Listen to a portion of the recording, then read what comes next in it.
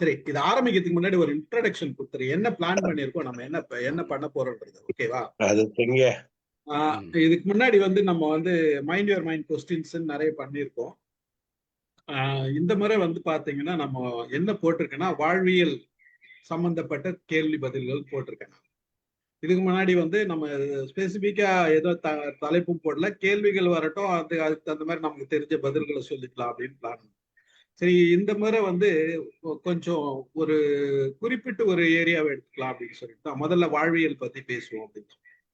இது என்ன திட்டமிட்டன்னா, இப்போ எல்லாரும் மோஸ்ட்லி நம்ம எல்லாருமே சீனியர்ஸ், கல்யாணம் ஆகி குறைஞ்சபட்சம் 25 ஆண்டுகளுக்கு மேல ஆனவர்கள்.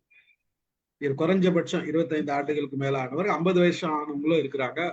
ஸோ ஒவ்வொருத்தருக்கும் வாழ்க்கை தனி அனுபவங்களை கொடுத்துருக்கு. இந்த அனுபவங்கள்ல இருந்து நாம பல செய்திகளை கற்றுக்கொண்டிருக்கோம். இப்ப இந்த மாதிரி வாழ்வியல் பிரச்சனைகள் இருக்குது, வாழ்வியல் விஷயங்கள் இருக்குதுன்னா, ஒரு சிலருக்கு பல கேள்விகளுக்கு பதில் தெரியாத இருக்கும், பல கேள்விகள் இருக்கும், ஆனா பதிலும் தெரிஞ்சிருக்கும், அது சரியா தவறான்னு தெரியாது. பல பதில்கள் வந்து திருப்தி இல்லாத இருக்கும். சரி, ஒரு சில பதில்களை வந்து ஒரு சில கேள்விகளை நம்ம கேட்டோம்னா அந்த கேள்விகளுக்கு பதில் ஒரு ஒரு 3 பேர் இல்ல 4 பேர் இதுல இருந்து அந்த கேள்விக்கு அவங்கவுங்க கோணத்துல இருந்து கொடுக்கும். அவங்கவுங்களோட வாழ்க்கை அனுபவத்துல இருந்து அவங்கவுங்க கோணத்துல இருந்து சொல்லுது. இதை நம்ம ரெக்கார்ட் பண்றோம். ஒரு கேள்வியை எடுத்துட்டு அந்த கேள்விக்கு ஒரு 4 பேர் குறிப்பிட்ட அவங்கவுங்க கோணத்துல இருந்து சொல்லணும். அந்த அந்த பதில்கள் வந்து ஓரளவுக்கு கரெக்டா இருந்தது. சில நேரத்துல என்ன ஆகும், பதிலுக்கும் கேள்விக்கும் சம்மந்தம் இல்லாத இருக்கும். அந்த மாதிரி இருந்ததுன்னா நான் எடிட் பண்ணிடுவேன். அந்த பதில்கள் மட்டும் சரியான பதில்கள் இருந்ததுன்னா அந்த பதில்களை மட்டும் நம்ம அந்த கேள்விக்கு பதில போட்டு அதை வந்து நம்ம வந்து யூடியூப்ல போடலாம். ஸோ இதை பார்த்துட்டு மாசத்துக்கு 2 ப்ரோக்ராம் பண்ணலாம்னு இருக்கு. அதுக்கு ஒரு ஒரு ஃபார்ம் ஒன்று ரெடி பண்ண போறேன், கூகுள் ஃபார்ம். அந்த ஃபார்மை எல்லாருக்கும் சர்க்குலேட் பண்ணிட்டு அவங்க அந்த கேள்விகளை கேட்கலாம். அவங்க பதில் சொல்லணும், பேர்லாம் சொல்லணும்னு அவசியம் இல்லை, யாரு என்னன்னு சொல்லணும்னு அவசியம் இல்லை. அவங்களுக்கு இந்த மாதிரி ஏதாச்சும் பிரச்சனைன்னா அதை கேட்கலாம். ஸோ அதுல வந்து அவங்க பேர் சொல்லாத இந்த மாதிரி ஒரு கேள்வி வந்திருக்குன்னு நம்ம இங்க சொல்லி அந்த கேள்விகளுக்கு நம்ம கோணத்திலேயோ வேற யாராச்சும் கோணத்திலேயோ அவங்கவுங்க அனுபவங்களை பதில் சொல்லி ரெக்கார்ட் பண்ணி போடலாம் அப்படின்ட்டு. அப்போ வாழ்க்கையில நம்ம அனுபவிச்சதோ பலர் அனுபவிச்சதோ அந்த யங்ஸ்டர்ஸா கூட இருக்கலாம், அவங்கவுங்களும் பதில் சொல்லலாம். அவங்களுக்கு அந்த பதில்ல ஓரளவுக்கு விளக்கம் இருந்ததுன்னா எடுத்துக்கலாம். ஸோ இது வந்து அடுத்து வர தலைமுறைக்கோ கேட்கிறவங்களுக்கோ பலருக்கு பயன்படும்ன்ற நோக்கத்துலதான் இந்த ஒரு வாழ்வியல் கேள்வி பதில் அப்படின்ற ஒரு செஷனை நான் வந்து திட்டமிட்டிருக்கேன். இது முதல்ல நான் ஆரம்பிக்கிறதுக்கு முன்னாடி இந்த திட்டத்துல நீங்க வேற எதனா நினைக்கிறீங்களா? உங்களோட கருத்து சொல்லுங்க.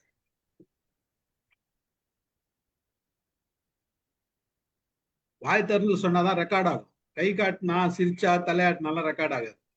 சார் இது எல்லாமே நம்ம செய்யக்கூடிய சார் நம்ம இப்போ இந்த மாதிரியான டிஸ்கஷன் எல்லாமே பாத்தீங்கன்னா சமுதாயத்துக்கு பயன்படுற மாதிரி தானே சார் நம்ம செய்யறோம். அதனால அந்த அந்த மாதிரியான செயல்கள் செய்யறது நல்லது தானே சார். இதுல என்ன சார் வந்து கருத்து வேறுபாடு? ரைட், ஓகே, சொல்லுங்க. வேற யாரு? அதுதான் சார் நானும் நினைக்கிறேன். கரெக்ட் தான் நீங்க சொல்றது. அது மாதிரியே கோபால்ரத்னம் சார் சொல்லுங்க. கோபால்ரத்னம் சார் எது சொன்னீங்க? ஒரு சில விஷயங்களை வந்து ஃப்ரெண்ட்ஸோட ஷேர் பண்ணிக்கலாம், ஒரு சில விஷயங்களை வந்து ஒரு சர்க்கிள் வரலாம் ஷேர் பண்ணலாம். பியாண்ட் த லிமிட், அதாவது பியாண்ட் ஒரு லெவலுக்கு அப்புறமா வந்து யாரோடன்றது கேள்விக்குறியா இருக்கும். ஸோ அந்த மாதிரி நேரத்துல இந்த மாதிரி கொஸ்டின் ஃபார்மா போட்டு மற்றவங்களுடைய ஃபீட்பேக் கேட்கறது நல்ல யூஸ்ஃபுல்லா இருக்கும் சார். இன்னொரு விஷயம் என்னன்னா, இது அவங்களுக்கு கேட்கணும்னு தோன்ற கேள்விகள் தான் நம்ம கேட்க சொல்ல போறோமே தவிர எல்லாத்தையும் அவங்க கேட்க முடியாது. பப்ளிக்ல டிஸ்கஸ் பண்ற கலந்துரையாட கூடிய ஒரு கேள்விகள் மட்டும் தான் நம்ம இங்க திட்டமிடுறோம். அதனால அடுத்த ப்ரோக்ராம் வரப்ப அடுத்த ப்ரோக்ராம் வரப்ப நம்ம என்ன திட்டமிட்டு இருக்கோம்னா, அடுத்த ப்ரோக்ராம் வரப்ப இதே மாதிரி இந்த ப்ரோக்ராம் பண்றப்ப நம்ம ஃபார்ம் அனுப்புறோம் எல்லாருக்கும். நான் வந்து உங்களுக்கு அந்த ஃபார்மை ரெடி பண்ணி உங்களுக்கு எல்லாருக்கும் கொடுக்குறேன். உங்களுக்கு தெரிஞ்சவங்களுக்கு எல்லாம் அனுப்புங்க. இந்த ப்ரோக்ராம்ல எடுத்த லிங்கை கொடுங்க. இந்த மாதிரி கேள்விகள் இருக்கு, நீங்க கேட்கலாம் அப்படின்னு சொல்லிட்டு பேர் சொல்ல வேண்டாம். யாரோட பேரும் யாரோட எந்த கான்டாக்டும் நமக்கு வேண்டாம். அவங்க கேள்வி மட்டும் அனுப்புனா போதும். அந்த கேள்விகளை வச்சுட்டு நாம அந்த கேள்விகளை இங்க கலந்துரையாடுவோம், டிஸ்கஸ் பண்ணுவோம்.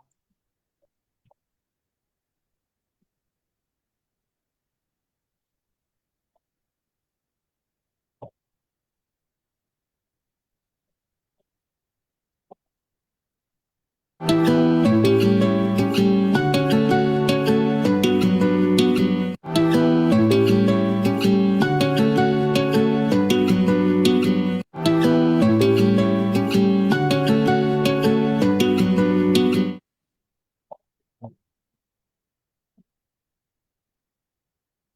அனைவருக்கும் மாலை வணக்கம். இன்றைக்கு வந்து நம்மளுடைய நிகழ்ச்சி வந்து எம்ஐஎம் கொஸ்டின் ஆன்சர்ஸ். நம்ம எப்பயுமே பண்றதா எம்ஐஎம் கேள்வி பதில்கள் அப்பப்போ பண்ணுவோம். நம்ம அதுல பல கேள்விகள் பொதுவாகவே ஒரு தலைப்பு இல்லாத பல கேள்விகள் கேட்போம். இந்த முறை வந்து வாழ்வியல் சம்பந்தப்பட்ட கேள்வி பதில்கள் அப்படின்னு சொல்லியிருக்கேன்.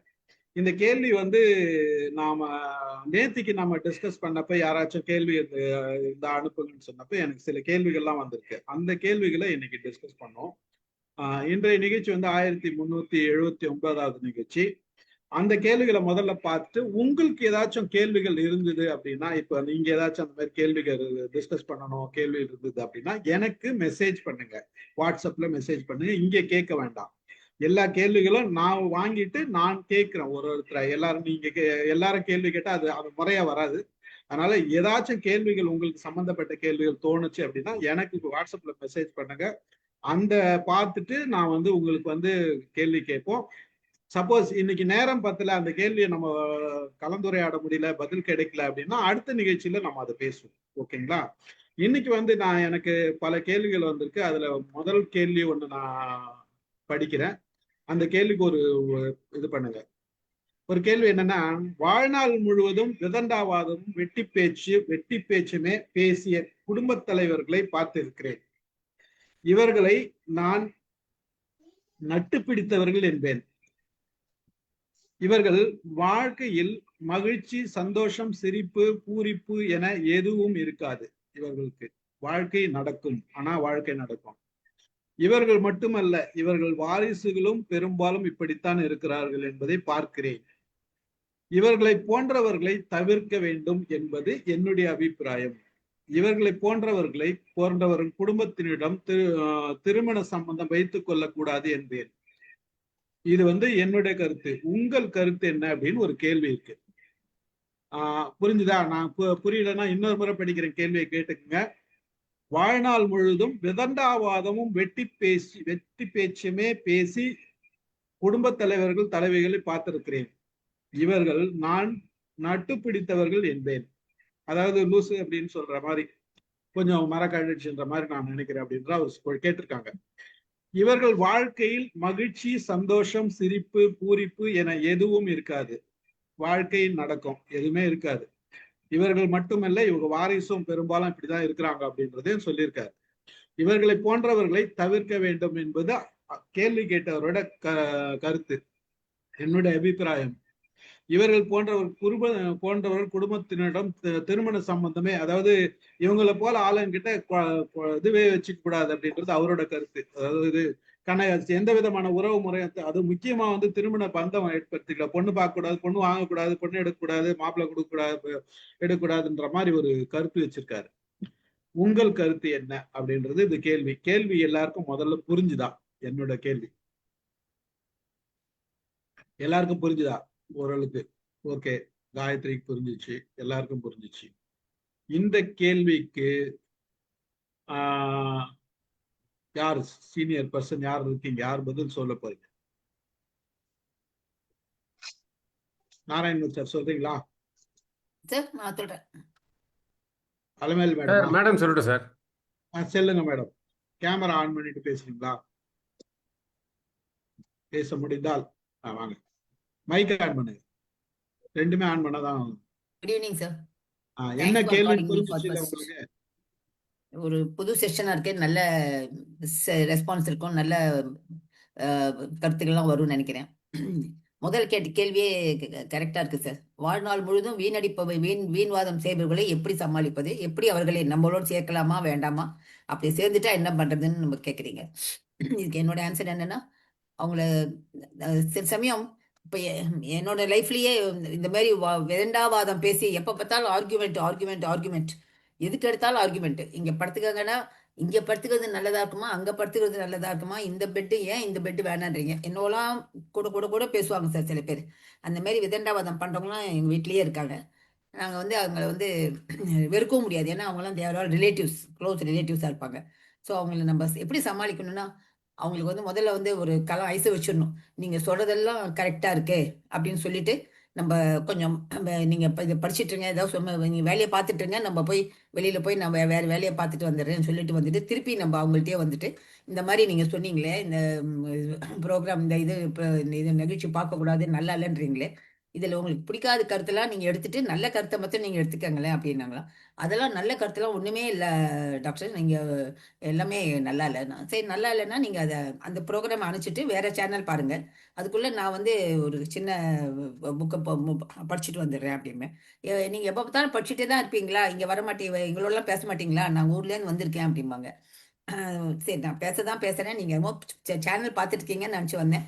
சரி இப்போ சொல்லுங்க, நீங்க உங்களுக்கு பிடிச்ச சேனல் எது அப்படின்னா ஏதோ ஒரு சேனல் சொல்லுவாரு வச்சுக்கோங்களேன். அதுல வந்து நம்ம கொஞ்சம் அவங்கள வந்து டைவர்ட் பண்ணி அவங்களோட விஷயத்த கேட்குற மாதிரி கேட்டு என் மனசுல நம்மளுக்கு கஷ்டமா இருக்கும். அவர் சொல்றதெல்லாம் ஒத்துக்காத மாதிரி தான் இருக்கும். இருந்தாலும் அவர் சொல்றதை நம்ம ஒத்துக்கிட்டு அவரோட அட்ஜஸ்ட் பண்ணி அவரோட கொஞ்சம் வேற சேனல் கொஞ்சம் ட்ராக்கை மாற்றி பேசி அவங்கள வந்து கொஞ்சம் சமாதானப்படுத்தி நம்ம வழி கொண்டு வரலாம். அது மாதிரி ரொம்ப நேரம் அவங்க பேச ஆரம்பிச்சாங்கன்னா sorry I have got some work சொல்லிட்டு நம்ம விட்டுட்டு வந்துடலாம். ஸோ சமாளிக்கிறது ஒன்று வந்து அவங்களோட மைண்டை சேஞ்ச் மூடை சேஞ்ச் பண்ணி அவங்க வழியிலே நம்ம போகலாம். ஒன்று. செகண்ட் திங், அவங்களுக்கு சாதகமாக நம்ம பதில் சொல்கிற மாதிரி சொல்லி நம்ம பாயிண்ட்டை மெதுவாக எடுத்து சொல்லலாம். மூணாவது, மெதுவாக கட் பண்ணி மெதுவாக தான் அப்ரப்டாக கட் பண்ணால் ரிலேஷன்ஷிப் போயிடும். மெதுவாக நான் கட் பண்ணிட்டேன், நான் வந்துடுறேன், ஒரு பேஷண்ட் பார்த்துட்டு நீ இங்கே பார்த்துட்டு வந்துடுறேன் அப்படின்னு சொல்லிட்டு போயிட்டு வரலாம். நாலாவது, அவங்கள வந்து நம்ம என்றைக்கும் கொஞ்சம் காஷியஸாக டீல் பண்ணணும். ஸோ எதுவுமே அவங்கள்ட்ட வந்து சீரியஸாக அவங்கள்ட்ட நம்ம பேச்சு வச்சுக்கூடாதுன்னு அர்த்தம். இதுதான் என்னோட டேக்கிளிங் மெத்தட். மகிழ்ச்சி மேடம். இது வந்து நீங்க சொன்ன கருத்து ஒரு நல்ல கருத்து. என்னன்னா இதுல வந்து இப்போ சார் கேட்டது இந்த கேள்வி கேட்டவரது வந்து என்னன்னா வெளியில இருக்கிற பாணியில கேட்டார். நீங்க சொல்றது வந்து முக்கியமா நம்ம கூட இருப்பாங்க, அது மாதிரி இருக்க வாய்ப்பு இருக்கு. நம்ம சொந்தத்திலே இருப்பாங்க, நம்ம கூட பிறந்தவங்களா கூட இருப்பாங்க. அந்த மாதிரி இருக்கிறப்ப எப்படி சமாளிக்கிறது அப்படின்ற அந்த ஒரு விதத்தை சொன்னீங்க நீங்க.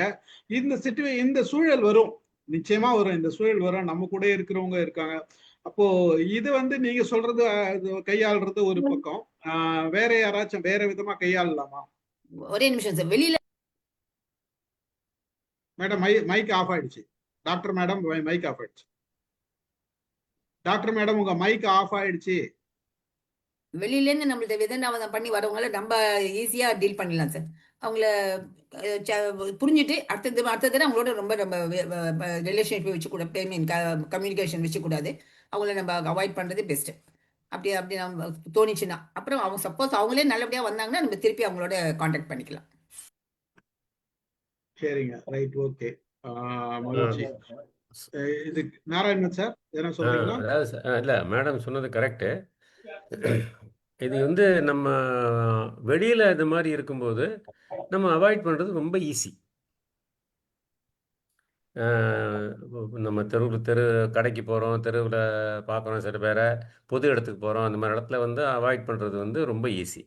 ஆனால் நமக்கு உறவினர்கள், வீட்டுக்கு வந்தவங்க, இந்த மாதிரி பண்ணுறவங்க வந்து அது மாதிரி செயல்பட்டால் எனக்கு தெரிஞ்சு அவங்களுடைய வார்த்தைகளை நம்ம வந்து பெருசாக எடுத்துக்கலைங்கிற மாதிரி நம்ம வந்து அறிவுறுத்துகிற மாதிரி நம்ம நடந்துக்கிறது தான் பெட்டராக இருக்கும்னு தோணுது எனக்கு. வாதம் பண்ணுறது எந்த வகையிலையும் வந்து பயன் தராது. அந்த மாதிரி விதண்டாவாதம் பண்ணுறவங்கள்ட்ட வாதம் பண்ணுறது பிரயோஜனமாகவே இருக்காது. அதாவது அவங்க ஸ்டாண்டில் வந்து அவங்க கரெக்டாக இருப்பாங்க. அதாவது அவங்க கரெக்டாக இருப்பாங்கன்னா அவங்க ஸ்டாண்ட்லேயே தான் நிற்பாங்க, அதுலேருந்து வெளியே வர மாட்டாங்க. அதனால் அவங்கள வந்து கன்வின்ஸ் பண்ணுறதுங்கிறது ஆகாத வேலை. நம்ம வந்து அவங்க பாயிண்ட்டு நமக்கு ஒத்து வராது அப்படிங்கிற மாதிரி அவங்களுக்கு புரிய வைக்கணும், நம்மளுடைய நடவடிக்கை மூலமாக, பேச்சு மூலமாக இல்லை. அப்படின்னு தான் நான் நினைக்கிறேன். நான் சாதாரணமாக அப்படி தான் பண்ணுவேன். அதாவது அமைதியாக இருக்கிறது ஒரு முறை, அப்புறம் வந்து அவங்க வேற ஒரு வேலையில் நம்ம ஈடுபடுறது, அவங்க இருந்து பேசிகிட்டு இருக்கும்போதே நம்ம வேற ஒரு வேலையில் ஈடுபடுறது அப்படிங்கும்போது அவங்களுக்கு உணர்த்துறோம், நான் வந்து நீங்கள் பேசுகிறத நான் சீரியஸாக எடுத்துக்கல, நீங்கள் பாட்டு பேசிட்டு நான் கவனிக்க மாட்டேன் அப்படிங்கிற மாதிரி உணர்த்துறது. அது வந்து ஒரு வழி. ஒன்று மௌனம், இல்லைன்னா நம்ம வந்து வேற வேலையை பார்க்குற மாதிரி பண்ணுறது. எந்த வகையிலையும் விவாதம் பண்ணி அவங்கள வந்து மாற்றவே முடியாது. அது என்னுடைய கருத்து. மகிழ்ச்சி சார், நன்றி நன்றி. மூணாவதா யாராச்சும் இந்த மாதிரி அனுபவம் சார், ஒரு நிமிஷம் சார், இந்த மாதிரி அனுபவம் வாழ்க்கையில யாருக்குன்னா இருந்துதா? சிவகுமார் சார் பேசிட்டோமா, அதுக்கப்புறம் காயத்ரி நீங்க பேசுங்க. சிவகுமார். சார் நான் பாத்துக்கேன் சார், ஊர்ல இங்க சென்னையிலே பாத்துக்கேன் சார், குடும்பங்கள முற்போக்கு சிந்தனைவாதிகள் தான் இந்த மாதிரி சொல்லலாம். ரொம்ப சீரியஸா இருப்பாங்க. நான் பர்ஃபெக்ட், லஞ்சம் வாங்க மாட்டேன், ஒழுக்கமா இருப்பேன், இவன் அண்ணன் தம்பி மாமா மச்சான் எவன வேண்டியதா எல்லாம் திருப்பி பசங்க 7 பசங்க திருப்பிப்பாங்க, நான் தான் ஒருத்தர் திருப்பிப்பாங்க. யாரோடவுமே நல்லவன் சொல்ல மாட்டாங்க, யாரையும் நல்லவன் சொல்ல மாட்டாங்க. நான் தான் பெர்ஃபெக்ட், என்படிதான் நடக்கணும். முற்போக்கு சிந்தனை உள்ளவங்க தான் இருப்பாங்க. பாத்தீங்கன்னாக்கா நான் தான் பெருசு வாங்குறேன், எனக்கு இருக்கிறதே போதுன்னுவாங்க. வீடு வாங்கிருக்க மாட்டாங்க, வீட்டுல டிவி கிவி வாங்கிருக்க மாட்டாங்க, வர்றதுக்கு சாப்பிடுறது சரியா இருக்கும். கடன் வாங்கினா என்ன, கடன் வாங்குற பழக்கெல்லாம் இருக்கு இல்ல, அதான் கடன் வாங்குறாங்க. கடன் வாங்காம எந்த பொருள் சேர்க்காதுன்னா அது உன்னுடைய பாலிசி, என்னுடைய பாலிசி அப்படி இல்லை. கடன் சேர்த்து தான் வாங்கணும், சேர்த்து அவங்க வாங்கினது பார்த்ததே இல்லை. சேர்த்து அவங்க கடைசி வரைக்கும் சர்வீஸ் ஒரு வீடு வாங்குறோம், கடைசி வரைக்கும் மாடல் விட்டு போறவங்க பார்த்துருக்கேன்.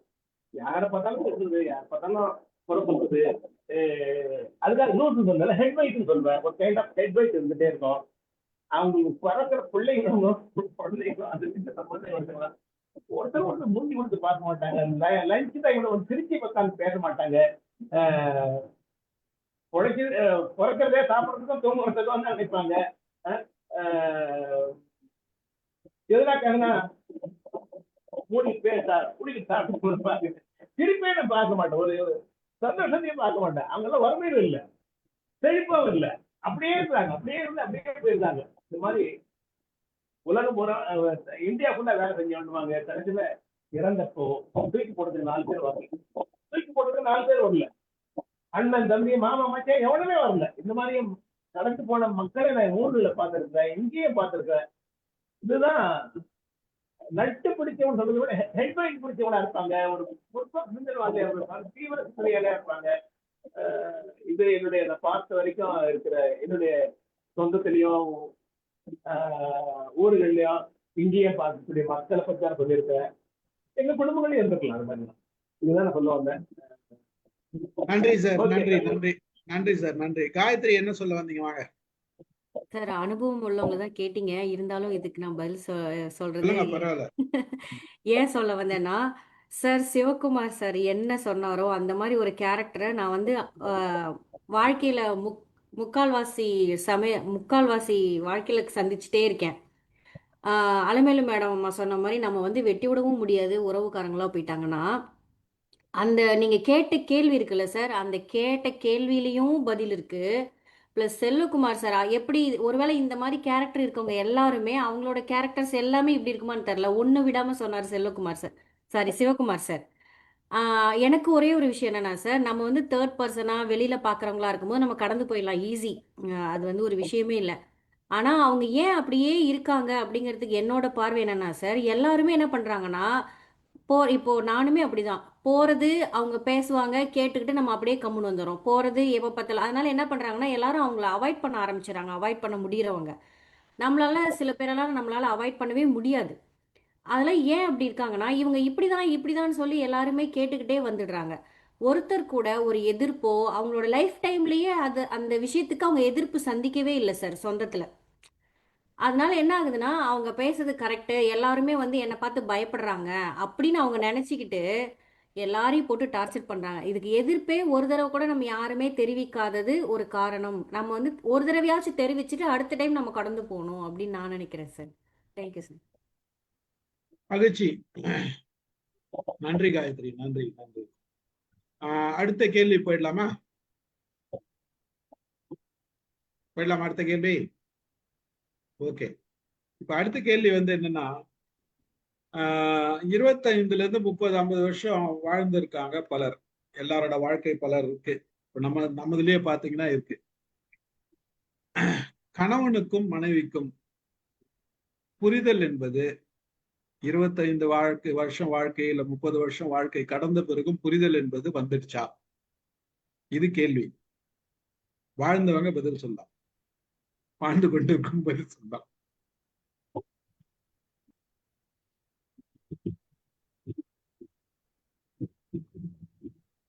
வாங்க செல்வகுமார் சார், வாங்க சார். இது வந்து பாத்தீங்கன்னா ஹஸ்பண்ட் அண்ட் ஒய்ஃப்ன்றது முக்கியமா அதாவது இதுல ஒய்ஃப் வந்து பாத்தீங்கன்னா மோஸ்ட் ஆஃப் த டைம் வந்து ஹஸ்பண்டை வந்து புரிஞ்சுக்குவாங்க சார். ஆனா ஹஸ்பண்ட் வந்து ஒய்ஃபை வந்து புரிஞ்சுக்கிறதுன்றது ரொம்ப ரொம்ப கம்மியான பர்சன்டேஜ் தான். ஏன்னா அது வந்து பாத்தீங்கன்னா எங்களுடைய லைஃப்லயே ஒரு சில நேரங்கள்ல நடக்கக்கூடிய விஷயங்கள் தான். பட் என்ன வந்து நல்லாவே என் ஒய்ஃப் வந்து புரிஞ்சுட்டு தான், அதனால தான் நாங்கள் இவ்வளோ தூரம் மேலே ஏறி வர முடிஞ்சது. பட் ஆனால் நான் வந்து வெரி ஹானஸ்டாக சொல்லணும்னாக்கா அந்த அளவுக்கு 100% புரிஞ்சிருப்பேனாக்கா கிடையாது. ஸோ என்ன வந்து அதுக்காக என்ன வந்து 100% புரிஞ்சுக்கிறாங்கன்னு சொல்கிறதுக்கு இல்லை, இருந்தாலும் மேக்ஸிமம் வந்து புரிஞ்சு வச்சுருப்பாங்க. ஸோ அதனால் நான் என்னுடைய அனுபவத்தில் என்னன்னாக்கா மோஸ்ட் ஆஃப் த லேடிஸ் வந்து அவங்களுடைய ஹஸ்பண்டை வந்து நல்லாவே புரிஞ்சு வச்சுருப்பாங்க. ஏன்னா ஒரு சில நேரங்களில் ஐயோ அது செய்தால் அவருக்கு பிடிக்காது, ஐயோ அது வேண்டாம், அந்த மாதிரிலாம் சொல்ல முடியும். பட் ஆனால் மெனி ஜென்ஸ் வந்து பார்த்தீங்கன்னா ஐயோ இது பண்ணால் என் ஒய்ஃபுக்கு பிடிக்காதுன்னு சொல்லக்கூடியவங்க வந்து ரொம்ப ரொம்ப கம்மியான ஆளுங்க தான். இன்னும் பல நேரங்களில் வந்து அவங்க அதெல்லாம் வந்து நம்ம அஸ் எ மென் சைடில் இருந்து பார்த்தோம்னாக்கா புரிஞ்சுக்கிறதுன்றது ரொம்ப ரொம்ப கம்மி தான் சார். இது வந்து பார்த்தீங்கன்னா என்னுடைய ஆனஸ்டான ஒரு பதிலாக தான் இருக்கும் நினைக்கிறேன். Okay, right. பதில் சொன்னவங்க சொல்ல வேணாம், வேற யாராச்சும் சொல்றீங்களா உங்களோட அனுபவங்கள்ல? சத்யநாராயணன் சார். சார் இங்கே செல்வகுமார் சொன்னது இந்த ஹஸ்பண்ட் எனக்கு என்னுடைய அனுபவத்தில் என்னன்னா, என்னுடைய ஒய்ஃபு ஹஸ்பண்ட் போது நான் செய்யல செயல் இப்போ என்னுடைய ஆக்டிவிட்டீஸ் எல்லாம் பார்த்தீங்கன்னா நல்லாவே என்கரேஜ் பண்ணியிருப்பாங்க. So that is why I have shined in my life. நீங்கள் பார்த்தீங்கன்னா என்னுடைய அகடமிக் லைன் அப்போ டீச்சிங் மட்டும் இல்லை, நிறைய வந்து செய்யும்போது எல்லாமே ஷி வில் என்கரேஜ். நான் டீச்சிங் இல்லாமல் ஆராய்ச்சியில் செய்யும்போது இல்லை ஃபீல்டு ஒர்க் நிறைய ஃபாரஸ்ட்டில் அந்த காலத்தில் பார்த்தீங்கன்னா ஃபோன் எல்லாம் லெட்டர்லாம் இருக்காது, ஒன்றுமே இல்லை, கான்டாக்டே இல்லை. ஃபாரஸ்ட்டில் முதுமலை போயிட்டுன்னா 1985-80 அந்த வாக்கில் போனீங்கன்னா நோ கான்டாக்ட், ஒன்றுமே இல்லை, என்ன நடக்குது தெரிய வீட்டில் ஒரு வாரம் எப்படி இருக்கும். அப்படிப்பட்ட கட்டத்தில் கூட என்னுடைய ஒய்ஃப் வந்து என்னை என்கரேஜ் பண்ணி நல்ல ஆக்டிவிட்டியில். அதே போல் என்னுடைய ஒய்ஃபுக்கு நான் என்ன தெரியுமா, full freedom I have given in லைஃப்பில், full freedom. That is why she has signed. அவங்க பார்த்தீங்கன்னா ஒரு 17 ஆண்டுகள் பார்த்தீங்கன்னா she is an excellent beautician in Mayiladuthurai. To start with only one beautician. So அப்போ வந்து என்னன்னா அந்த அண்டர்ஸ்டாண்டிங் அவங்களுடைய ப்ரொஃபஷனில் வி ஹேவ் டு என்கரேஜ். அந்த மாதிரி ஒரு அண்டர்ஸ்டாண்டிங் இருந்ததுன்னா டெஃபினட்டாக வந்து இப்போ வந்து நாங்கள் 2 பேர் இப்போ சமைக்கிறது என்ன குக் பண்ணுறது அதை பற்றியெல்லாம் யாரும் நினைக்கவே மாட்டோம். நான் இது செய்யணும், பொம்பளை செய்யணும், ஆம்பளை அப்படின்னு நினைக்கிறதே இல்லை. சரி you are to our work whenever வேணா அந்த மாதிரி இருந்ததுன்னா நல்ல அண்டர்ஸ்டாண்டிங் இதுவரை வந்து பார்த்தீங்கன்னா. So that should be developed. அந்த மாதிரி அண்டர்ஸ்டாண்டிங் வந்து ஒய்ஃப் வந்து நீ பண்ணக்கூடாது, அது தயவு செய்து நம்ம சொசைட்டியில் நிறைய பேர் என்ன நீ என்ன பண்ணுறது, சம்பாதிக்க போகக்கூடாது, இது பண்ணக்கூடாது அப்படின்றது அந்த மாதிரி நெகட்டிவ் ஆஸ்பெக்டில் போகாமல் பாசிட்டிவ் ஆஸ்பெக்டில் போனதுனால so we have come very good knowledge wise பார்த்தாங்களோ 2 பேருக்குமே பார்த்தீங்கன்னா அவங்க ப்ரொஃபஷனல் அவங்க தேவ் கம் அப். என்னுடைய ப்ரொஃபஷனில் ஐ ஹவ் டெவலப். அதனால இன்னைக்கு வந்து நான் ஒர்க் பண்ணிட்டு இருக்கிறேன். அவங்க என்கரேஜ்மெண்ட் தான். இதான் சார் உங்களுக்குள்ள நல்ல புரிதல் வந்திருக்கு. ஆமாம், டெஃபினட்டாக. வாங்க சக்கரமணி சார்.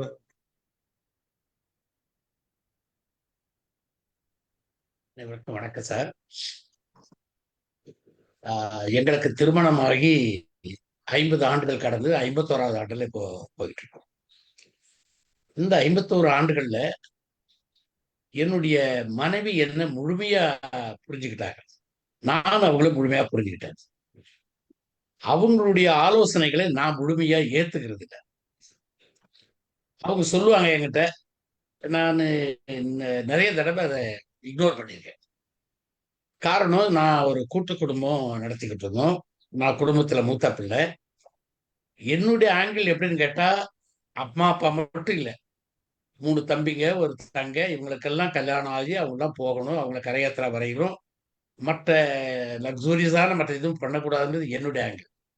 அவங்களுடைய இது என்னன்னு கேட்டா, அவங்களும் சம்பாதிக்க போகட்டும் வரட்டும், பட்டு கொஞ்சம் ஏதாவது இடம் வாங்கி போடுறது அப்படி இப்படி செய்தா வருங்காலத்தில் சரியா இருக்கிறது. அவங்க சரியான ஆலோசனை, சேமிப்பு வகையில் அவங்க ஆலோசனை சொல்லுவாங்க. அங்க சேமித்தா இருந்தா தானே சேமிக்கிறது. அதனால நான் அதை இக்னோர் பண்ணிடுவேன். ஆனா அவங்க சொன்னது, இன்னைக்கு நீங்க தம்பின்னு எல்லாருக்குமே படுறீங்க, ஒரு கட்டத்துல அவங்கெல்லாம் நல்ல நிலைக்கு வரும்போது அண்ணன் பண்ணாரேன்னு சொல்லி திரும்பி கூட பார்க்க மாட்டாங்க.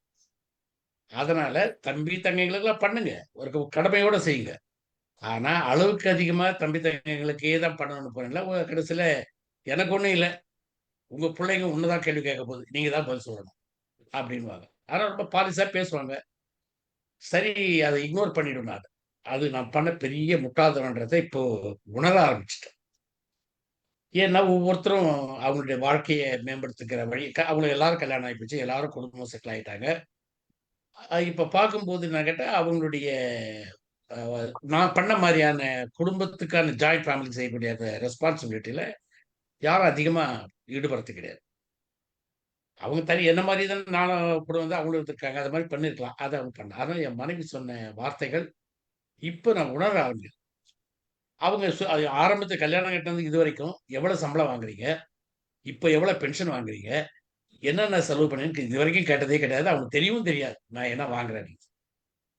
ஆனா ஒண்ணு 2 பேருமே நாங்க என்ன செலவு பண்ணா ஒரு காமன் டைரியில எழுதிடுவோம். அவங்க செலவு பண்ணா, நான் செலவு பண்ணா எழுதிடுவோம். அவ்வளவுதான். அத கூட்டி பார்க்கறதோ, அது பண்றதோ அவங்க செய்ய மாட்டாங்க. அத நான் தான் பார்த்துக்கிறது. இதுவரையிலும் கிடையாது. ஆனா இப்ப டே பை டே நிறைய மெச்சூரிட்டி வந்ததுக்கு அப்புறம் நான் நினைச்சு பார்க்கிறேன். அவங்கள பொறுத்தவரை அவங்க அதே மாதிரி தான் இருக்காங்க. நான் நினைச்சு பார்க்கிறேன், ஆஹா, இவங்க சொன்னதுல நாம கொஞ்சம் தவற விட்டுட்டோம் சில விஷயத்துலன்றத பார்க்கிறேன். இது வந்து நான் அவங்க கிட்ட இருந்து கத்துக்கிட்ட ஒரு பெரிய படிப்பினை. அவங்க சொன்னதெல்லாம் ஒரு நல்ல எண்ணத்தோடு நல்ல இதுதான் பண்ணாங்க. தம்பி தங்களை விடுன்னு சொல்லல. எல்லாருக்கும் உதவி பண்ணுங்க. அதே நேரத்துல கொஞ்சமாவது உங்க பிள்ளைங்களுக்கு அது இதுன்னு கொஞ்சம் எதிர்காலத்துக்குன்னு கொஞ்சம் சேவிங்ல வைங்கன்னாங்க. அதை நான் முழுமையா பார்க்கல. பார்த்துக்கலான்னுட்டேன். அதே மாதிரி என் தம்பிங்க, தங்கைங்க எல்லாருக்குமே கவர்மெண்ட் அரசாங்க உத்தியோகம் வாங்கி கொடுத்தேன். நான் ஐ மீன் வாங்கி கொடுத்தேன், உங்களுக்கு தெரியும். பியூர்லி ரெக்கமெண்டேஷன் அந்த வகையில வாங்கி கொடுத்தேன். ரொம்ப ரொம்ப டீடைலா போவேணும் சார். கொஞ்சம் ஷார்ட்டா முடிச்சுங்க. அதான். அதனால ஆனா என் பிள்ளைங்களுக்கு நான் எந்த வித இதுவும் பண்ணல. அவங்களுடைய ஓன் முயற்சியில தான் பண்ணிக்கிட்டேன். இதுதான் நான் கத்துக்கிட்ட ஒரு பாடம். ஓகே. அதாவது என்னன்னா நம்ம புரிதலுக்கு வேண்டிய விஷயங்கள் மட்டும் சொன்னா போதும். அது நிறைய நம்ம சொன்னோம்னா லைஃப்ல நிறைய நமக்கு ஒவ்வொன்றும் இருக்கும். அது கடைசியில நம்ம என்ன பதில் சொல்றோன்றதே புரியாது போயிடும். அப்ப அது பிரயோஜனம் இல்லை. ஓகேங்களா? அதனால வந்து ஷார்ட்டா நம்ம இது இப்படி நடந்தா இந்த புரிதல் இருந்தது இல்ல அந்த மாதிரி நம்ம சொன்னோம்னா நல்லா இருக்கும். ஓகே, வேற யாராச்சும் பதில் சொல்றீங்களா இந்த கேள்விக்கு?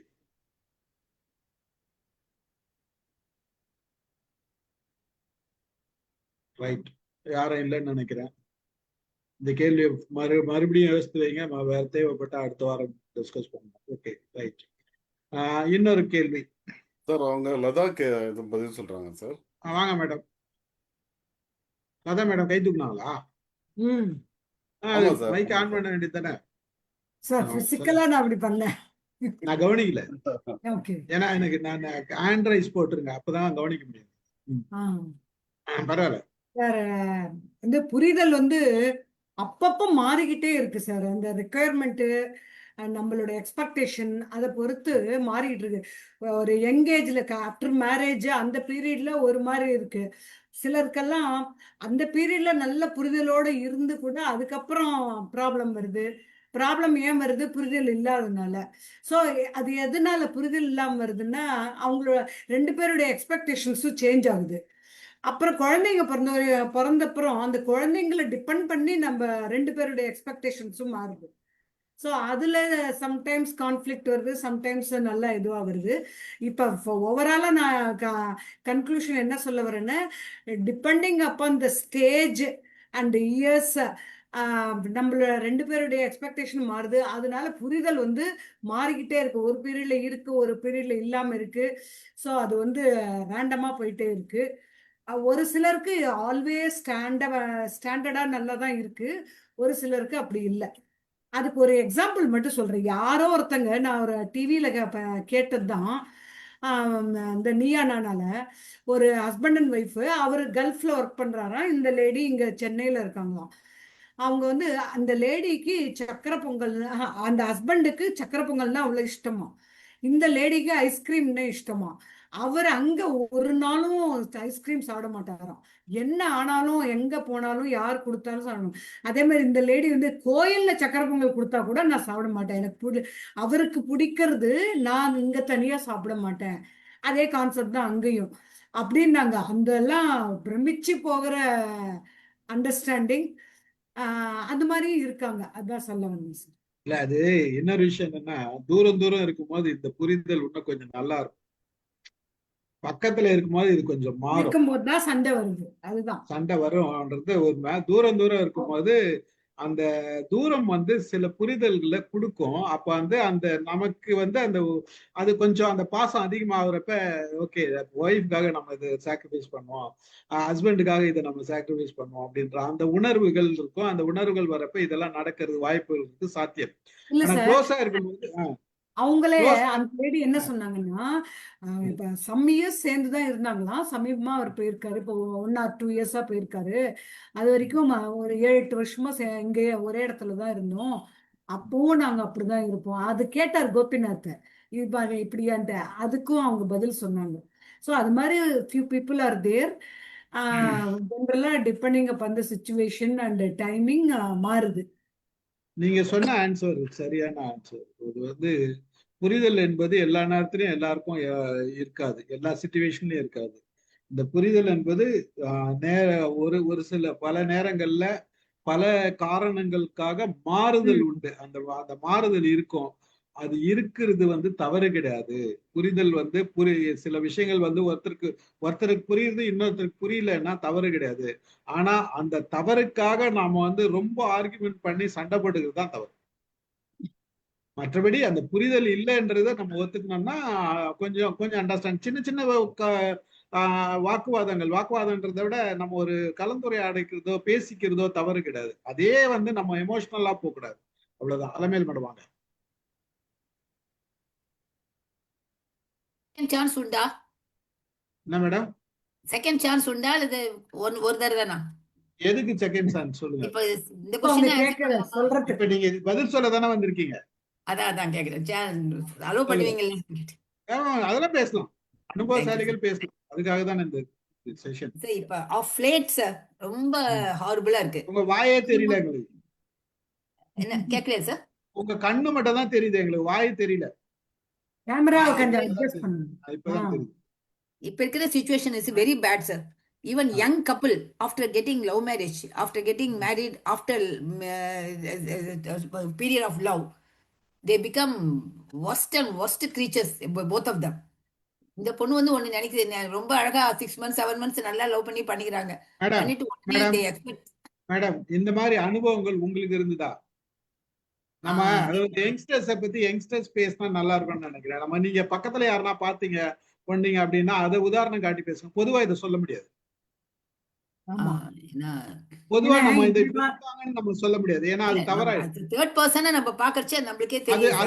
அது நம்ம சொல்ல முடியாது. ஏன்னா நம்மளோட நாம சொல்லக்கூடிய பதில் வந்து நாம பார்த்ததா இருக்கணும், நம்ம வாழ்க்கையில நடந்ததா இருக்கணும். இன்னொருத்தருக்கு நடந்த மாதிரி நம்ம சொல்லக்கூடாது. இப்படி இருக்காங்கன்றது அவங்க சூழல் வேற மாதிரி இருக்கும். அப்ப அந்த சூழலுக்கு தகுந்த மாதிரி அவங்க நடந்துக்குவாங்க.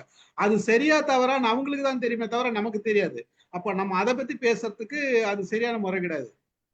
ஒஸ்டா இருக்கிறாங்களா, பேடா இருக்கிறாங்களா, நல்லா இருக்காங்களான்றது நாம டிசைட் பண்ண முடியாது. அது அவங்கவுங்க சூழ்நிலை அவங்கவுங்க பேசினாதான் அது கரெக்டா இருக்கும். நம்ம பார்த்தோமா இந்த மாதிரி எனக்கு என் ஃபேமிலியில இருக்கு, எனக்கு இது மாதிரி இருக்கு, அப்போ அது வந்து பேர் சொல்லாத சொல்லலாம், தப்பு கிடையாது. ஆனா பொதுவா வந்து நம்ம சொல்ல வேண்டாம். எங்க அம்மா அப்பா வந்து அந்த ஓல்டு கப்பல், அந்த காலத்து கப்பல் சார். அதனால அதை பத்தி சொல்லாமா? Not related to present future, future generation, present generation. So எங்க அம்மா வந்து 18 இயர்ஸ்லயே மேரிடு. அப்பா வந்து 22 இயர்ஸ். அப்போ ரெண்டு பேரும் அதாவது டாக் அண்ட் கேட் மாதிரி தான் இருந்திருக்காங்க சார். மேடம் உங்க ஃபேஸே தெரியல மேடம். தே ஆர் அடிக்கடி அம்மா was having a very good family. அப்பாக்கு வந்து அம்மா அப்பாவும் கிடையாது. So he was having his own ideas. So they both of them led a life with horrible misunderstanding தான். ஆனா அம்மா வந்து always adjusted and she brought us 5 பொண்ணுங்க, நாங்க 5 ஒரே பையன், எல்லாரையும் வளர்த்து நல்லா பண்ணாங்க. அப்பா வந்து ஃபைனான்சியலா நல்ல எக்ஸ்பர்ட்டா சப்போர்ட் பண்ணுவாரு. பட் அவங்க மியூச்சுவலா அவங்களுக்குள்ள ஒரு அண்டர்ஸ்டாண்டிங் இல்லாம பல விஷயத்துல அப்பா வந்து went back. He won't take part in the marriage. Suddenly he will get angry with அம்மா. அப்படியெல்லாம் பண்ணிருந்தாங்க. அப்பா அம்மா will adjust.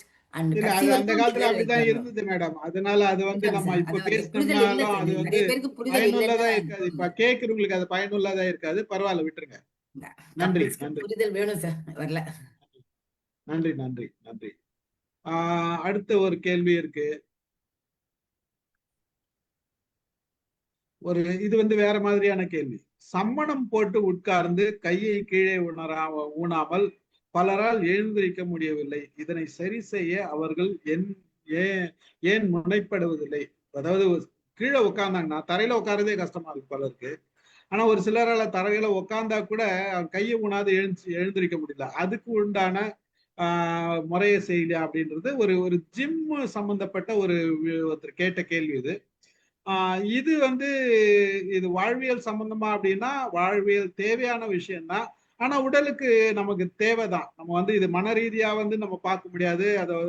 ஆனா நமக்கு உடலுக்கு தேவையான விஷயம். நம்ம இதுல உட்கார்றது, கீழே உட்கார்றது இல்ல, சேர்ல உட்கார்ந்தாலே நம்ம வந்து கை ஊனாத எழுந்திருக்கிறோமா அப்படின்ற கேள்வி இருக்குது. அதுக்கு வந்து யாராச்சும் பதில் சொன்னா நல்லா இருக்கும். இது பதில் எனக்கு நாராயணமூர்த்தி சார் சொன்னார்னா நல்லா இருக்கும்னு நினைக்கிறேன். சார் இந்த கேள்வியை அவர்தான் கேட்டிருப்பாருன்னு நினைச்சேன். இல்ல அவரு இல்ல நான் கேட்கல சார். இந்த கேள்வி நான் அவரு கேட்கல. நான் இந்த கேள்வியே அவர்கிட்ட இன்னைக்கு ஐ வாஸ் வெரி பிஸி. அவருக்கு தெரியவே தெரியாது, என்ன ப்ரோக்ராம்னே தெரியாது, கடைசியா தான் தெரியும். அவர்தான் சார் உட்கார்ந்து உடனே எழுந்திருவார் சார். இல்ல நான் சொல்றேன் சார். எல்லாம் மத்தவங்க சொல்லட்டும் சார். நான் கடைசியில் வந்த கேள்வி. அதான் சார் வந்து அப்புறம் சொல்லிட்டு சார், அவர் சரி, அப்ப எக்ஸ்பர்ட் சொல்லுங்க. சார். நான் ஓகே, சொல்றேன் சார், இது சொல்லுங்க. வந்து இந்த மாதிரி எக்ஸ்பெக்ட் பண்றது டூ மச் சார். ஹெல்த் நல்லா இருக்குன்னு ஒத்துக்கிறேன். கையை கீழே நீங்க சொன்ன மாதிரி சேர்ல இருந்தே கை வைக்காம சிலரால எந்திரிக்க முடியல, அது ஒரு பாயிண்ட். கீழே உட்கார்றதே பெரிய விஷயமா இருக்கு, அது ரெண்டாவது பாயிண்ட். கீழே உட்கார்ந்து கை வைக்காம எந்திரிக்கிறதுங்கிறது தேவையில்லை அவ்வளவு அளவுக்கு. அதுல இன்ட்ரெஸ்ட் இருந்து நாராயணமூர்த்தி சார் மாதிரி few people will go in that level. ஆனா அது அவசியம் இல்ல, அவ்வளவு முக்கியமானது இல்ல. அதுதான் சார் என்னோட ஒப்பீனியன். யோகா பண்ணும் சார். Okay, right. ஓகே, உங்க பதில் ஓகே, நான் இல்லைன்னு சொல்ல வரல. இது வந்து ஒரு சாதாரண கேள்விதான். ஆனா வந்து எல்லாராலும் முடியுமான்றது ஒரு இதுதான். இருந்தாலும் அதுக்கு வந்ததுனால இதை டிஸ்கஸ் பண்றேன் நான், வேற ஒண்ணும் இல்ல. வேற யாராச்சும் நான் சொல்லட்டும் சார். நான் சொல்லட்டும் சார். வாங்க சார் சத்யநாராயணன். ஆக்சுவலா இந்த கீழே உட்கார்ந்து போது பாத்தீங்கன்னா, இப்போ என்னுடைய இப்போ ஒரு வயசான பிறகு என்ன பண்ணா, it is better with some support. இதுதான் என்னுடைய டாக்டர். சரி, ஆர்த்தோல் நிறைய பேர் என்ன சொல்றாங்கன்னா, சார் நீங்க சின்ன போல உட்கார்ந்துருந்தீங்க, இப்போ முடியலன்னும் போது ஏன் வந்து யூ ப்ரெஷரைஸ் தட்.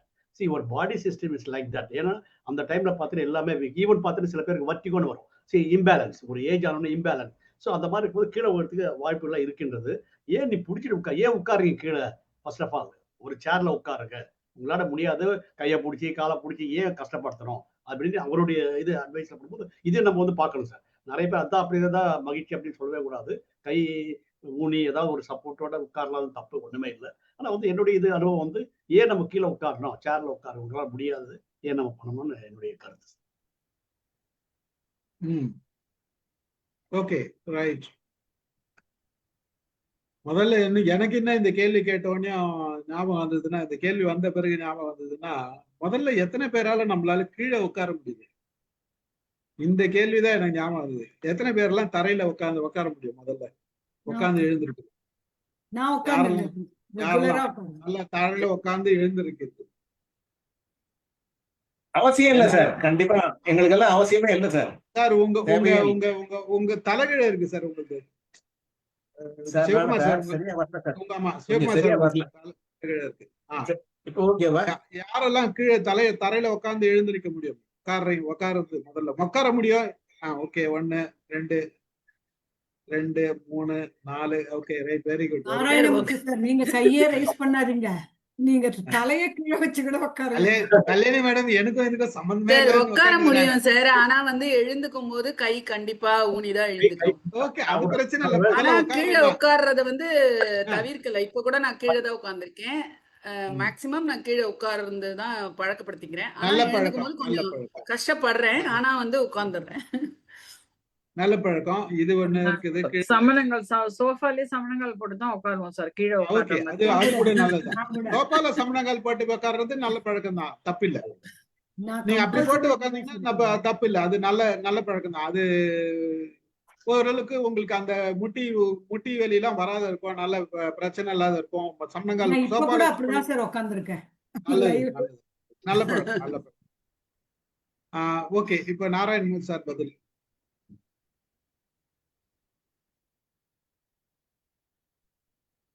முதல்ல இந்த கேள்வியை கேட்டவருக்கு என்னுடைய பாராட்டு. யாருன்னு தெரில. இது வந்து இது வந்து முடியக்கூடிய ஒரு விஷயம். தேவையில்லைன்னு சொல்றது வந்து எஸ்கேபிசம். அதாவது ரொம்ப வயசாயிடுச்சு, இனிமே அது அவசியம் இல்லை அப்படிங்கிறதுலாம் வாஸ்தவம். இனிமே வந்து அது கஷ்டம், ரைட். ஆனால் ஒரு அந்த 50-60 ஏஜில் இருக்கிறவங்க வந்து அதாவது ஒரு விஷயம் வந்து முடியல அப்படின்னா விட்டுடுறோமா நம்ம? இப்போ வாஷ் பேசின் வந்து பிளாக் ஆயிடுச்சு அப்படின்னா போயிட்டு போகுது அப்படின்னு விடுறீங்களா? விடுறது இல்லை. வீட்டில் ஏதாவது ஒரு சின்ன ரிப்பேர் வந்துன்னா என்ன பண்ணுறோம்? அது பண்ணுறோம்ல. அது இருந்துட்டு போகுது அப்படின்னு விட்டுடுறீங்களா நீங்கள்? இது என்னன்னா சோம்பேறித்தனம். இது வந்து இது முடியக்கூடிய ஒரு விஷயம். அது அதாவது இதையே செய்யணும். இப்போ டாக்டர் சொன்னதா சத்யநாராயணன் சொன்னார். The doctor is too much pessimistic. He must encourage patients. நீங்கள் இதெல்லாம் செய்யுங்க. இது வந்து you make yourself flexible. இதில் எவ்வளவு, அதாவது யோகா ரீதியில் அதை சொல்லணும் அப்படின்னா, நல்லவேளை இந்த கேள்வி வந்தது. அதாவது உங்களுடைய பின் இடுப்பு பகுதி வந்து இறுக்கமாக இருந்தால் தான் இந்த மாதிரி எழுந்திருக்க முடியாது. அது யாருக்கும் தெரியாது. அதை வந்து சரி பண்ணுறது தான் வந்து முக்கியமான வேலை. ஒரு விஷயம் நம்மளால் முடியல அப்படின்னா அது முடிய வைக்கணும். அதாவது அதுக்காக பெரிய விஷயங்களை வந்து செய்ய சொல்றீங்க, சாதாரண விஷயம் அது. இன்னொரு இதுக்கு முக்கியமான காரணம் என்னன்னா, யாருமே இப்போ கீழே உட்காந்து சாப்பிட்றது இல்லை. எல்லாருமே டேபிள் மீல்ஸ் தான். முடியாதுங்கிற பிரச்சனையே கிடையாது. இது வந்து முடியக்கூடியது. அதாவது நான் ஒரு ஒரு ஒரு கட்டத்தில் வந்து ஒரு டாக்டர் வந்து என்கிட்ட உங்களால் இது செய்ய முடியாது அப்படின்னு சொன்னார். ஒரு கட்டத்தில் அவர் சொன்னதுக்காகவே செய்ய வச்சு காமிச்சேன் நான்.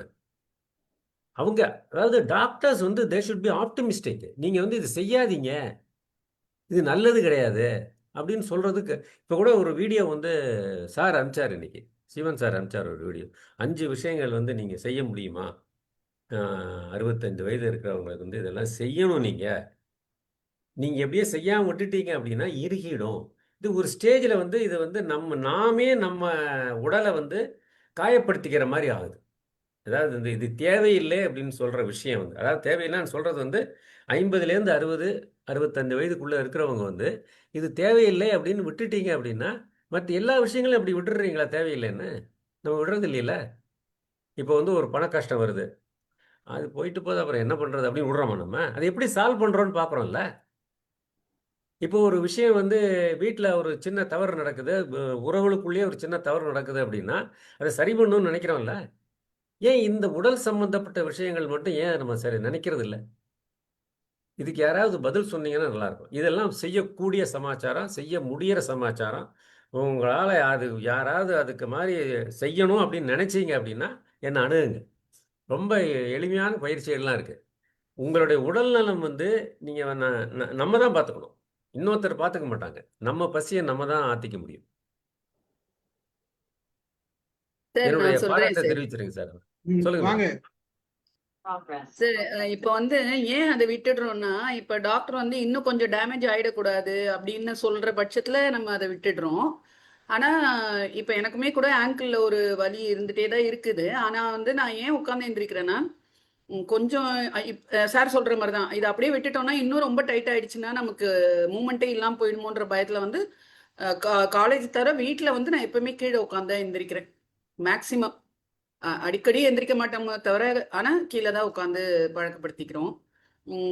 அதுக்கு அதை அவாய்ட் பண்றதுக்கு காரணம் வந்து இதை விட மோசமாயிடும் டாக்டர் சொல்லும்போது ஒரு பயம் இருக்கும்போது நம்ம இது பண்ணுவோம். அப்புறம் நம்மளால முடியும் போது ஆனா கை ஊனாம எந்திரிக்க முடியாது. ஆனா கீழே உட்காந்து நான் பழக்கப்படுத்திக்கிறேன் சார். இது வந்து நான் இதை சோம்பேறித்தனமா பார்க்கல. ஒரு அவங்களே டாக்டரே சொல்றாங்க, இந்த மாதிரி முட்டி வலின்னு நம்ம போனோம்னா நீங்க வந்து இனிமே கீழே உட்காராதீங்க, சேர்ல உட்காந்து எந்திரிச்சு பழகிக்கோங்க, ரொம்ப கீழே உட்கார வேணாம், ரொம்ப ஸ்டெப்ஸ் ஏற வேண்டாம், இப்படிலாம் வந்து சொல்றாங்க சார். ஆனா இதில் ஒரு சின்ன கருத்து மேடம், நீங்கள் சொன்னது கரெக்டு. ஒரு 10-12 வருஷத்துக்கு முன்னாடி எனக்கு வந்து ஒரு ரைட் லெக்கில் வந்து ஒரு சின்ன இஷ்யூ வந்தது. அப்போ வந்து ஒரு அங்கே நான் பெங்களூரில் இருந்தேன். ஒரு ஆர்த்தோ டாக்டர் போகும்போது அவர் என்ன சொன்னார்னா, உங்களுக்கு வந்து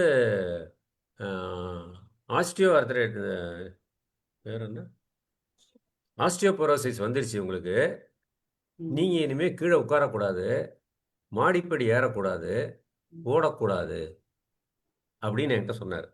ஒரு chief orthopaedician in one very famous hospital in Bangalore. நான் அவருடைய வார்த்தையை நான் கேட்டிருந்தேன் அப்படின்னா, அதை வந்து நான் வேதமாக எடுத்து நான் நடந்திருந்தேன்னா இன்னைக்கு வந்து ஃபிட்டாவே இருக்க முடியாது. Sir, டாக்டர் ஏன் fortunately happened for you, sir. No It no will not be always. Everything is possible. இப்போ எனக்கு எப்படி சொன்னார் அவரு? செய்யாதன்னு சொல்றாரு. சார் உங்களுக்கு மாதிரி இன்னும் பலருக்கு சொல்லியிருப்பாங்க, பல பேஷண்ட்ஸுக்கு. சொல்லியிருப்பாங்க. Fortunately, you have tried and it came out ஆமா, well and you have யாரும் பண்றது இல்ல. succeeded. அதைத்தான் சொல்றேன் நான். யாரும் பண்றது இல்ல. டாக்டர் சொல்றதை அப்படியே கேட்டுட்டு விட்டுற, அது ரொம்ப ஈஸியா இருக்கு. அவர் சொல்றது, டாக்டர்கள் சொல்றது வந்து ஈஸியா இருக்கு. நான் வந்து இது குறைச்சி மதிப்பிடலை. அவங்க வந்து நீங்க வந்து ஏதாவது பண்ணிடுவீங்க, தப்பு பண்ணிடுவீங்கன்னு கூட நினைச்சு சொல்லலாம். ஆனால் it is reversible. Sir, how long you are practicing yoga, sir? Narayan என்ன sir, madam? how long you are practicing yoga? நான் வந்து ஒரு Childhood ல? நான் ஒரு 36 இயர்ஸா பண்ணிட்டு இருக்கேன் மேடம். அப்படின்னா you can develop your flexibility, sir. People know who அப்படி இல்ல. who நான் yoga, 36 பண்ணிட்டு இருக்கேன். 10-12 வருஷமா தான் ரொம்ப சீரியஸா பண்ணிட்டு இருக்கேன். அதான் அது Sir, அது மாதிரி நாராயணன் sir, பண்ணணும்னா எல்லாம் முடியும் sir. we can even we will advise. நீங்க எல்லா ஆர்த்ரைட்டிஸ்க்கும் நாங்க வந்து ரெஸ்ட் கொடுக்க சொல்ல மாட்டோம். எல்லா ஆர்த்ரைட்டிஸும் வீட்டில் உட்காந்துக்கோ, சேர்ல உட்காந்துக்கோன்னு சொல்ல மாட்டோம். we'll advise them to do physiotherapy, to do sit-ups and even exercise, bending exercise, standing exercise and all. But உங்களை மாதிரி ஃப்ளெக்சிபிள் பாடியாக இருந்தால் டெஃபினட்டாக உங்களை வந்து யாரும் ரெஸ்ட்ரிக்ட் பண்ணியிருக்க கூடாது. ஆஸ்டியோபோரோசிஸ் ஒருவேளை எக்ஸ்ரே கண்டுபிடிச்சிருந்தாங்கன்னா கொஞ்ச நாள் வார்ன் பண்ணிட்டு அது கால்சியம் கொஞ்சம் சாப்பிட்டுட்டு நீங்கள் ப்ராக்டிஸ் பண்ணலாம்னு சொல்லியிருக்கலாம். லைஃப் லாங்கா நீங்க அதே மாதிரி பண்ணக்கூடாதுன்னு சொல்லக்கூடாது sir. Because pathology you are not having any tumour, any சொல்லுங்க ஃபிராக்சர். சார். 70-75 என்ன சார் நீங்க சொன்னீங்க? 50 to 60 இது பண்ணலாம். above 70க்கு என்ன வாட்ஸ் ஒரு அது அனுபவம்? அவங்களுடைய உடம்பை பொறுத்து இருக்கு சார். பார்த்தா தான் சொல்ல முடியும். அது பார்க்கணும்ல சார். நம்ம ஏன்னா நிச்சயமா வந்து 65 வரைக்கும் யூ கேன் ட்ரை. அதுல சந்தேகமே கிடையாது. அதாவது ட்ரைன்னா நீங்க வந்து 100% மேல தேவையில்லை. அட்லீஸ்ட் ஒரு 30 to 40% நீங்க இம்ப்ரூவ் பண்ணிக்கலாம். Right, thank you. இது சின்ன பசங்களே நீ உட்கார முடியல சார். ரைட், இது முயற்சி செய்யலாம், கொஞ்சம் கொஞ்சமா முயற்சி செய்யலாம், ஒன்றும் தவறு இல்லை. ஆனா வந்து உடனே ஒரே நாள்ல எந்த விஷயமும் நடக்காது. என் உடம்பு குண்டா இருந்தா கூட நான் யோகா பண்ணி பண்ணி பண்ணி என் உடம்ப வளைச்சிருக்கேன். அது முடியும்ன்றது சாத்தியம். என்னன்னா டாக்டர்ஸ் சொல்றதுல வந்து அவங்க ப்ரிகாஷன்ஸ்க்கு சொல்றாங்க. நம்ம உடம்புக்கு தெரியும் என்ன பண்ணலாம் பண்ணக்கூடாதுன்றது ஓரளவுக்கு தெரியும் பார்க்கும்போது.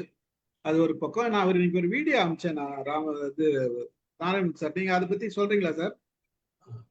இது அதான் வந்து அவர் ஒரு வீடியோ சார் அனுப்பிச்சிருந்தாரு இன்னைக்கு. ஒரு டாக்டர் வீடியோ என்னன்னா 65 வயசுல இருந்து 80 வயசு வரைக்கும் இருக்கிறவங்க அதான் செய்யலாம் 80 வயசு அப்படின்னு சொல்றாரு.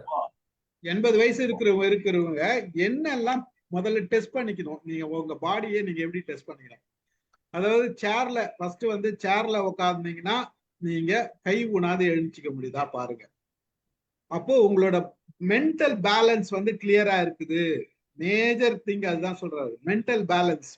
உங்களுக்கு வந்து கொஞ்சம் மென்டல் பேலன்ஸ் ஸ்லிப் ஆகும் இந்த ஸ்டேஜ்ல நார்மலா வர்றது. அப்போ பிரெயினுக்கு நம்ம என்ன ஆக்டிவேட் பண்ணலாம். அப்போ நீங்க உங்களை டெஸ்ட் பண்றதுன்னா முதல்ல சேர்ல உட்காரீங்க அப்படின்னா கையை ஊனாத நீங்க எழுச்சிக்கிறதுக்கு பாருங்க. முடியலன்னா அதை பிராக்டிஸ் பண்ணுங்கன்றது. அப்படி கஷ்டமா இருக்கு.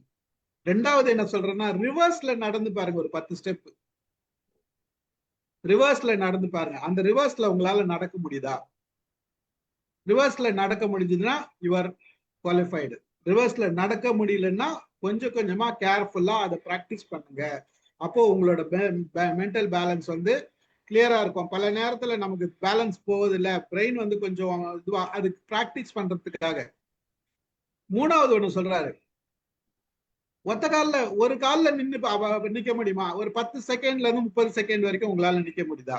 ஒரு காலில் நிக்க முடியுதா? இது பிராக்டிஸ் பண்ணி பாருங்க அப்படின்றாரு. இது நார்மலாவே பேலன்ஸ் அவ்வளவு சுலபமா வராது. ஒரு 10 செகண்ட் ஒரு சிலரால் நிக்க முடியும். பிராக்டிஸ் பண்ணா நிக்கலாம். ஆனா அதை பிராக்டிஸ் பண்ணணும்னு சொல்றாரு. இது வந்து இன்டர்நேஷனல் ஸ்டாண்டர்ட்ல இன்டர்நேஷனல் டாக்டர் தான் சொல்றாரு. பிராக்டிஸ் வந்து அவங்க ஒரு 4000-5000 பீப்புளுக்கு மேல ரிசர்ச் பண்ணி இதை சொல்லியிருக்காங்க. அப்புறம் வந்து இப்போ அந்த கீழே உட்கார்ந்து நீங்க சொன்னீங்க இல்லையா ஒத்த கால்ல நிக்கிறதுன்னு, அது கூட சம்டைம்ஸ் முடியும் சார். கண்ணை மூடி நிக்கிறது கஷ்டமா இருக்கும் சார். சோ அதுவும் சொல்றாங்க. கண்ணை மூடி நிக்கிறது நீங்க ஒரு கால்ல நிக்கிறது இல்ல. நீங்க அதுக்கு நீங்க சும்மா ஒத்த கால நிக்க வேணாம். இப்படி நிக்கிறீங்கல்ல, அந்த குதிகால மட்டும் தூக்கிட்டு நின்னு பாருங்க. கண்ணு மூடி நின்னு பாருங்க, உங்களால நிக்க முடியுதான்ட்டு. மேடம் முதல்ல கண்ணை திறந்து நில்லுங்க. நீங்க குதிக 2 காலை ஒன்னா வச்சுட்டு இந்த குதிகால மட்டும் தூக்கிட்டு முன்னாடி டோல பேலன்ஸ் பண்ணி முதல்ல கண்ணை திறந்து நிக்க முடியுதா பாருங்க. அப்புறம் கண்ணு மூடி பாருங்க, பேலன்ஸ் பண்ணிதான் கொல்ல முடியுமா பாருங்க. அப்பயே உங்களுக்கு தெரிஞ்சிடும் அது வந்து இருக்குன்ட்டு. இது ஒரு டெக்னிக். ஒரு கால நிக்கிறேன், ஒரு கால மடக்கன்றதா, இன்னொரு கால இப்ப என்ன பண்ண முடியும்? அடுத்த கால ஒரு கால் மடக்கலாம், சும்மா ஒரு கால் தூக்கி மேல வச்சுக்கலாம், ஒரு கால் முட்டி மேல கூட வச்சுக்கலாம், பேலன்ஸ் பண்ணலாம். ஒரு கால் முட்டி மேல கூட வச்சுக்கலாம், ஒரு அடி கூட தூக்கி சொல்றாரு அவரு. வச்சுக்கலாம் சார். ஓகே ஓகே, தப்பு இல்லை. இந்த மாதிரி சில விஷயங்கள் நாராயணமூர்த்தி சார் என்ன சொன்னீங்க? ஒரு அடி கூட நான் அந்த வீடியோவை ஷேர் பண்றேன். அந்த வீடியோவை ஷேர் பண்றேன், எல்லாரும் பாருங்க, குரூப்ல போடுறேன் நான். ஓகேங்களா? அடுத்து ஒரு கொஸ்டின் இருக்கா? எதிர்கால தலைமுறையினை வளர்க்க இந்த கால தலைமுறையினருக்கு நீங்கள் இதை குழந்தை வளர்ப்பில் சேர்த்து கொண்டால் நன்றாக இருக்கும் என எதை கூற விரும்புகிறீர்கள்? இந்த தலைமுறையினரிடமிருந்து உங்களுக்கு பிடித்தவை, அதாவது எதிர்கால தலைமுறையினருக்கு வருங்கால தலைமுறையினருக்கு வளர்க்க இந்த கால தலைமுறையினருக்கு நீங்கள் என்ன இதை குழந்தை வளர்ப்பில் சேர்த்துக்கொள்ள இதெல்லாம் சேர்த்துக்கலாம் அப்படின்னா, குழந்தை வளர்ப்பில் சேர்த்துக்கலாம்னா எதெல்லாம் சொல்லலாம் அப்படின்னு ஒரு கேள்வி வந்திருக்கு. இது உங்களோட பதில். குழந்தை வளர்ப்புக்கு வருங்கால தலைமுறை குழந்தை வளர்ப்புக்கு இந்த கால பிள்ளைங்களுக்கு என்ன இதெல்லாம் சேர்த்துக்கினா நல்லது அப்படின்னு சொல்ல விரும்பினா என்ன சொல்ல விரும்புறீங்கன்றது அந்த கேள்வி. வாங்க சார், கோபாலரத்னம் சார் வாங்க. அனைவருக்கும் வணக்கம். இந்த குழந்தை வளர்ப்புன்றது மிகப்பெரிய ஆர்ட் சார். இது ஏன்னா ஒவ்வொருத்தரும் ஒவ்வொரு விதமா அணுகுமுறையில இது உள்ளபடியே உளவியல் ரீதியா இதை அணுகணும்னா நிச்சயமா வந்து பிள்ளைகளை நல்லா வளர்க்கலாம் அப்படின்றது என்னுடைய கருத்து. இதுல முக்கியமா 2 பாயிண்ட் நான் சொல்ல விரும்புறேன். ஒண்ணு வந்து குழந்தைகள் வளர்ப்பின் போது ஷேரிங் அந்த ஒரு கான்செப்டை கொண்டு வரணும். ஷேரிங் இருந்ததுன்னா எதிர்காலத்துல அவங்க வந்து ஈஸியா அந்த பிரச்சனைகளை சமாளிக்கலாம். 2வது வந்து சேரிட்டி.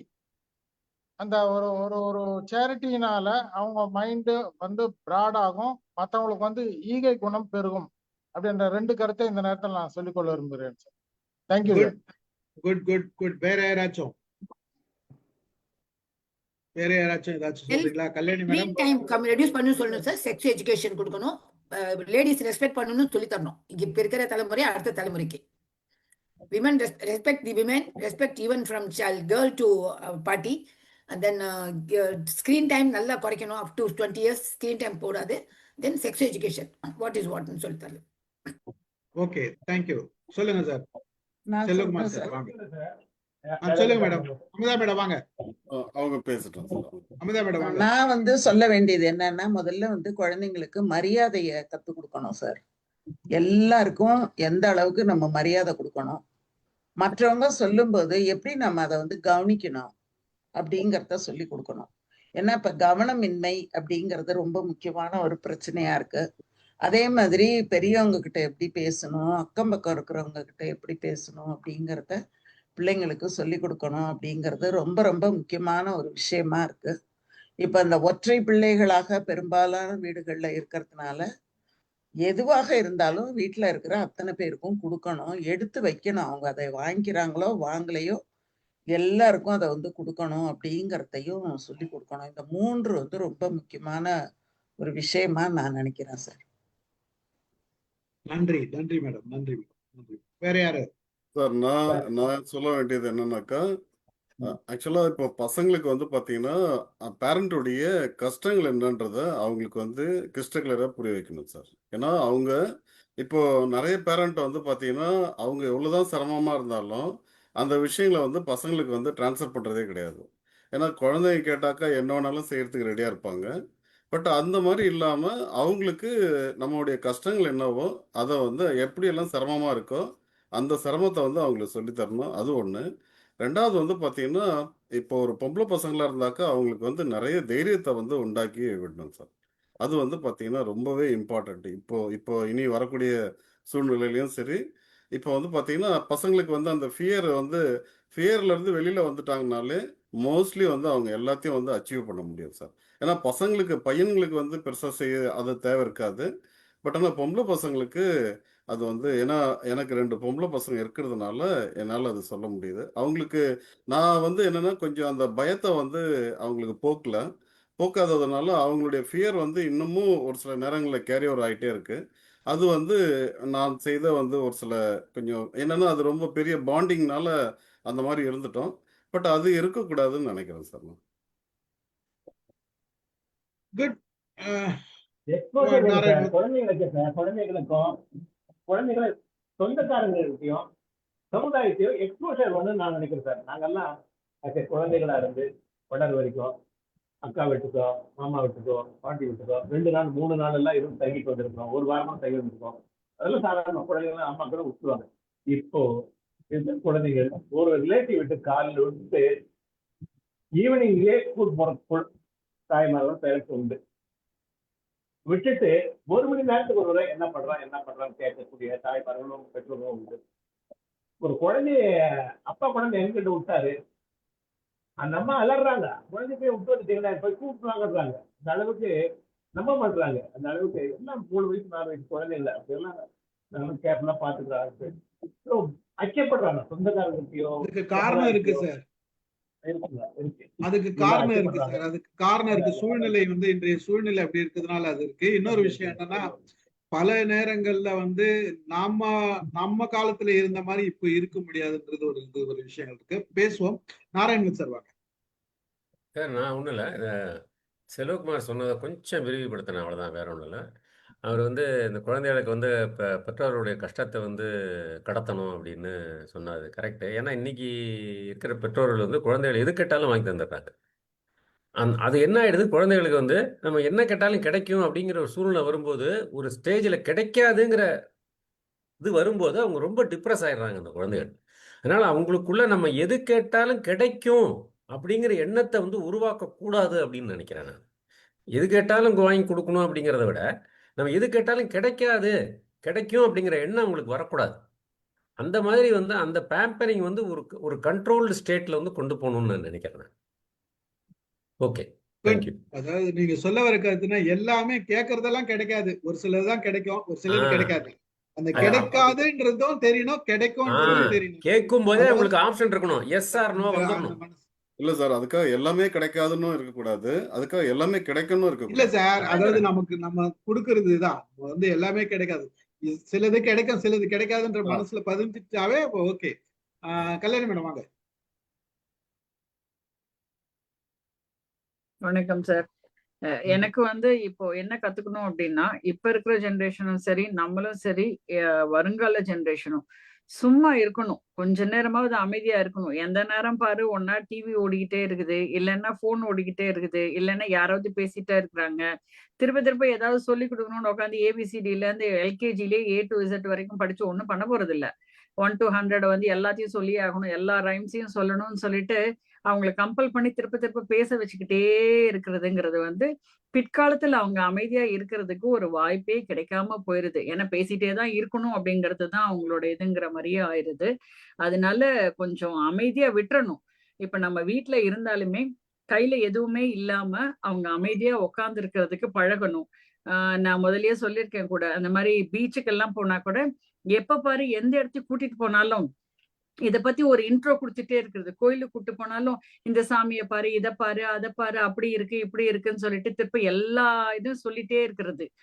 சினிமா தியேட்டருக்கு போனாலும் சரி, இல்ல வேற எங்க போனாலும் ஒரு படியே சொல்லிக்கிட்டே இருக்கிறதுங்கிறது தேவையில்லை. அவங்கள அப்சர்வ் பண்ண விடலாம். திருப்ப வீட்டுக்கு வந்ததுக்கு அப்புறமேல அவங்கள கேள்வி கேட்கலாம், அங்க என்ன பார்த்த அப்படின்னு கேள்வி கேட்கலாம். அப்ப அடுத்த தடவை அவங்க போகும்போது அப்சர்வ் பண்ணிட்டு வருவாங்க. அப்படி இல்லாம எல்லா இடத்துலயும் நம்மளே கை கொடுத்து தூக்கி விடக்கூடாதுங்கிறது என்னோட பாயிண்ட். சும்மா இருக்கிறதுக்கு அவங்களுக்கு வந்து பழகி விடணும். Thank you sir. தேங்க்யூ. அதாவது நம்ம பேசாத ஒரு சப்ஜெக்ட் இதுல வந்து மைண்ட் யுவர் மைண்ட்ல பேரண்டிங் நம்ம பெருசா இது வரைக்கும் பேசல. எனக்கு பல முறை பேசணும்னு தோணி இருக்கு. ஆனா நம்ம டீம்ல எல்லாம் சீனியர் இருக்கிறதுனால அதை பேசல. அடுத்த வாரம் ஒருத்தர் அரேஞ்ச் பண்ணியிருக்கேன் பேரண்டிங் அப்படின்றதுல வந்து ஒரு ஸ்பெசிஃபிக்கா ஒரு கேர்ள் அரேஞ்ச் பண்ணியிருக்கேன், வராங்க, அவங்க பேசுறதுக்கு பிளான் பண்ணியிருக்கேன். முக்கியமா இப்போ பேரண்டிங் அப்படின்றதுல நிறைய சப்ஜெக்ட் நானும் ஒரு நாள் பேசலாம்னு தான் இருக்கேன். இதுல பேரண்டிங் அப்படின்னா முதல்ல பிள்ளைங்களுக்கு எதெல்லாம் நம்ம செய்யக்கூடாதுன்னு நினைக்கிறோமோ நாம அதெல்லாம் செய்யக்கூடாது. முதல்ல ஃபாலோ பண்ணணும். நாம வந்து முன்மாதிரியா இருக்கணும். நம்ம ஒரு விஷயத்த நம்ம பிள்ளைங்க செய்யக்கூடாது, அப்ப நம்ம செய்யறோம் நீங்க செய்யக்கூடாதுன்னா அது புரிய விளக்கம் கொடுக்கணும். அவங்க பிள்ளைங்க கேட்பாங்க. அது வந்து நம்ம வந்து இது பண்ணணும். என்ன காயத்ரி சொல்லுங்க. இல்ல சார், அந்த கொஸ்டின்ல ஏதோ பின்னாடி ஒரு கொஸ்டின் கேட்டீங்களா இருக்கு சார். வரேன். Okay, right. என்ன கேட்டேன்னு மறந்துட்டேன். சரி, ஓகே. இதுல வந்து முக்கியமான விஷயம் வந்து நம்ம இதுல என்ன கேட்டோம் அப்படின்னா, நான் பாக்குறேன் என்ன கேட்டேன்னு நான் மறந்துட்டேன். இந்த தலைமுறையினரிடம் உங்களுக்கு பிடித்தவை. அது வர அது அடுத்து முதல்ல இதை பேசி முடிச்சுக்கோம். அதான் நம்ம வந்து முதல்ல வந்து குழந்தைங்களுக்கு என்ன கத்துக் கொடுக்க போறோம் அப்படின்னு நினைச்சோம்னா என்னெல்லாம் செய்யலாம், என்னெல்லாம் வந்து குழந்தைங்க கிட்ட எதிர்பார்க்கலான்றதுதான் இந்த பதில். அதுக்காக தான் நம்ம இது பேசணும். குழந்தைங்க கிட்ட இருந்து பிடித்தவை, இந்த கால தலைமுறையிடம் உங்களுக்கு பிடித்தவை அப்படின்றது ஒரு கேள்வி. அது என்னெல்லாம் இந்த கால தலைமுறை கிட்ட இருந்து நமக்கு பிடிச்சது என்னெல்லாம் இருக்கு?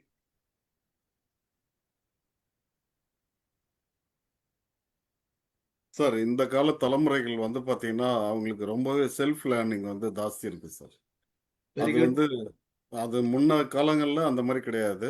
பட் இப்போ இருக்கிற பசங்க வந்து குட்டி குழந்தையில இருந்து எல்லாமே வந்து பாத்தீங்கன்னா இண்டிபெண்டா லேர்னிங் பண்ணிக்கிறாங்க. அதை வந்து அவங்க வந்து வெளியில எக்ஸ்போஷரும் பண்றாங்க.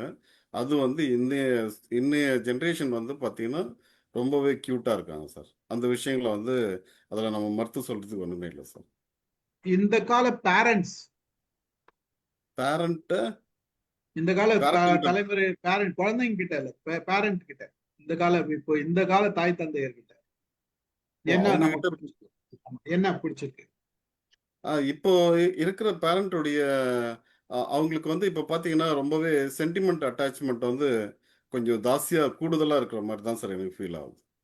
என்னன்னா எங்கள் வீட்டில் அந்த அந்த அதாவது அப்போ வந்து பார்த்தீங்கன்னா பசங்களை வந்து கொஞ்சம் கேரிங் வந்து கொஞ்சம் கம்மியாக தான் இருக்கும். பட் ஆனால் இப்போ இருக்கிற பசங்க வந்து பார்த்தீங்கன்னாக்கா ரொம்பவே கேரிங் வந்து ஜாஸ்தியாக இருக்கிற மாதிரி தான் சார் எனக்கு ஃபீல் ஆகுது. ஏன்னா நான் இங்கே பார்த்துக்கிட்டு இருக்கிறதுனால அதை சொல்கிறேன் நான். பட் அவங்களுடைய கேரிங் வந்து பார்த்தீங்கன்னா முன்ன வந்து இப்போ சாதாரணமாக அந்த டைம்லலாம் வந்து ஒரு டயப்பர் போடுறோன்னு வைங்களேன். ஸோ டயப்பருக்கு வந்து வெறுமனே சும்மா டயப்பர் போட்டு விடுவாங்க, அவ்வளோதானே தவிர இப்போ என்னென்னா அதுக்கு க்ரீம் போடுறதுலேருந்து ஸோ அதுக்கு அவங்களுக்கு எந்த ரேஷஸ் வரக்கூடாதுன்னு இந்த மாதிரியான நிறைய விஷயங்கள் வந்து தொடர்ச்சியாக பண்ணிக்கிட்டே இருக்காங்க. அவங்களுடைய தேவைகள் அதாவது குட்டி குழந்தைங்களுக்கு தேவைகளை வந்து இன்னைய பேரண்ட் வந்து பார்த்தீங்கன்னா நிறையவே செலவும் பண்ணுறாங்க சார்.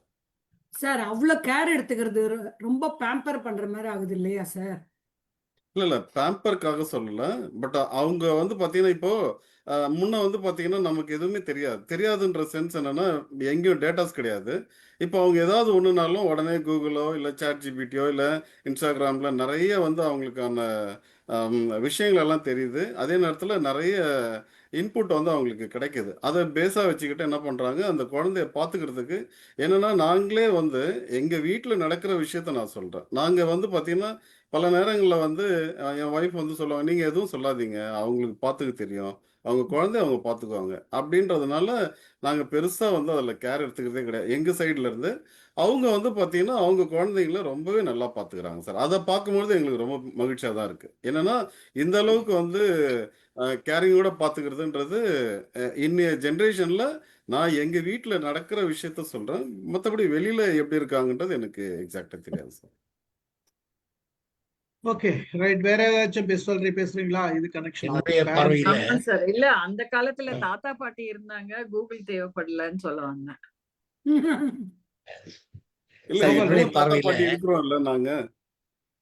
இப்ப இருக்கிற பேரண்ட்ஸ் வந்து பிள்ளைகளுடைய படிப்புல ரொம்ப அக்கறை எடுத்துக்கிறாங்க. தான் பிள்ளை இப்படிதான் படிக்கணும், இப்படிதான் சுய வரணும். அந்த காலத்துல பிள்ளைங்க படிச்சா போதும், வேலை கிடைக்கின்ற மாதிரி தான். ஆனா இப்ப இருக்க பேரண்ட்ஸ் ரொம்ப மைண்டா பாக்குறாங்க. பிள்ளைங்களுக்கு இப்படி போனாக்கா சரியா இருக்குன்ற மாதிரி தான் என்னுடைய பார்வை. இது சார் வந்து அது வந்து ஒரு பெரிய விஷயம் நான் சொல்ல மாட்டேன் சார். ஏன்னா நம்ம பேரண்ட்ஸ் கேட்டிங்கன்னா அவங்க நம்மள சொல்லுவாங்க, என்னமா பாத்துக்கிறாங்க, 2 குழந்தைன்னா 2 குழந்தைங்களும் நல்லபடியா வரணும்னு பாக்குறாங்க, படிப்பு விஷயத்துலயோ எது இருந்தாலும்.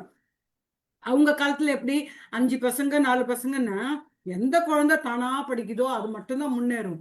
மற்றவங்கள பத்தி அவங்க கேர் பண்ண மாட்டாங்க. கேர்னா சாப்பாடு கொடுப்பாங்க, எல்லாம் பண்ணுவாங்க, படின்னு சொல்லுவாங்க, அதுக்கு மேல ரொம்ப கேர் எடுத்துக்க மாட்டாங்க. ஆனா அந்த ஒரு குழந்தை 2 குழந்தை யார் நல்லா படிச்சு வராங்களோ அவங்க மட்டும்தான் நல்லபடியா வருவாங்க. அவங்களுக்கு நம்ம ரொம்ப பெரிய விஷயமா இருந்தது. இது வந்து லாங் அப்படியே இன்க்ரீஸ் ஆயிட்டே போகுது. இல்லப்பா அந்த காலத்துல எனக்கு அவங்களுக்கு நான் வந்து ஒண்ணு படிப்பை சொல்லணும். பத்தி ரொம்ப தெரியாது இல்ல, அதனால. நான் ஒண்ணு சொல்லணும். என்னோட கடைசி மாமா பொண்ணுக்கு பையன் பிறந்திருக்கான். 1.5 வயசு ஆயிடுச்சுன்னு வச்சுங்களேன். அந்த பொண்ணு லாஸ்ட் நாங்க ஒரு 10 நாளைக்கு முன்னாடி நாங்க அவளை மீட் பண்ணோம். குழந்தைக்கு உப்பு இல்லாம சாப்பாடு கொடுக்குறா. ஏமா சக்கரை கொடுக்கலனா கூட பரவாயில்ல, உப்பு போட்டுக்குமானா வேணான்ற. அவன் வளர்ந்து அவன் டேஸ்ட் உணர்ந்து அவன் சாப்பிடும்போது உப்பு இல்லாத சாப்பிட போதில் சாப்பிட்டோம். நான் கொடுக்கும்போது உப்பு இல்லாததான் கொடுப்பேன்னு சொல்றான். அந்த குழந்தை சாப்பிடவே மாட்டேங்குது. எங்களுக்கெல்லாம் ரொம்ப கஷ்டமாயிடுச்சு. 1.5 years ஆகுது. அவங்க அம்மாவும் அவங்க தாத்தாவும் பாட்டியும் இது ஒரு பொண்ணுதான், அவளை செல்லமா வளர்த்துட்டாங்க.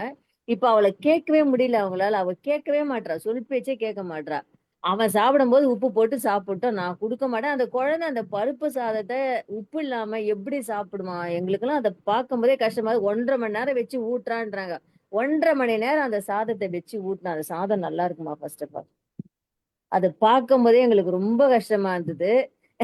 ஒரு நாளைக்கே எங்களுக்கு கஷ்டமா இருந்துச்சு. அட்லீஸ்ட் ஒரு 2 hours பார்க்க கஷ்டமா இருந்துச்சு.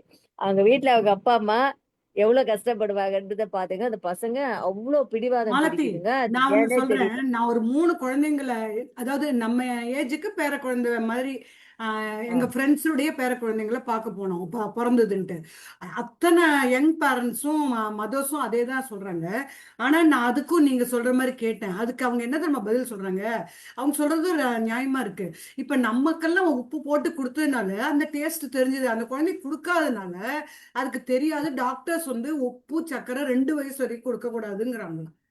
ஹலோ, உப்பு இது அந்த வந்து லாஜிக் லதா ரைட்டா இங்க பாருங்க, நம்ம இருக்கு. கொஞ்சமாவது நம்ம போடலாமா உப்பு? ஏப்பா மாலதி அண்ட் லதா, அது நம்ம உடம்புல வந்து நம்ம சுகரும் சால்ட்டும் சாப்பிட்டு வளர்ந்த உடம்பு, அதுல இருந்து வந்ததுதான் அந்த குழந்தை. சரிங்களா? அது வளர்ந்து வந்தது வந்து எல்லாம் கொடுத்து கொண்டு வந்துட்டு இப்ப வந்து வெளியில வந்ததுக்கு அப்புறம் நான் ஒண்ணும் கொடுக்க மாட்டேன் அப்படின்னா அந்த உடம்பு எப்படி ஏத்துக்கும்? அதுதான் புரியவே மாட்டேங்குது எனக்கு. இது ஆனா எந்த எங்க டாக்டர் மருமகால எங்க சொன்னாங்களா? பாப்பாக்கெல்லாம் சக்கரை பொறுமையா கொடுக்கல. ஆனா சக்கரை சுகர் இல்ல, ஆனா பால்ல சக்கரை போடாத கொடுத்தா ஓகே. உப்பு போட மாட்டேன்றாங்க. நாங்க கேட்கிறோம் டாக்டர் சொன்னாங்களா? ஆனா இல்ல, நானாதான் என்னோட நாலேஜ்ல நான் இப்ப கேள்விப்பட்டதை வச்சு நான் உப்பு இல்லாம கொடுக்குறேன். அவன் டேஸ்ட் எடுத்து அவன் சாப்பிடும்போது சாப்பிட்டோம், நான் கொடுக்குற வரைக்கும் உப்பு இல்லாததான் கொடுப்பேன்ற அவ.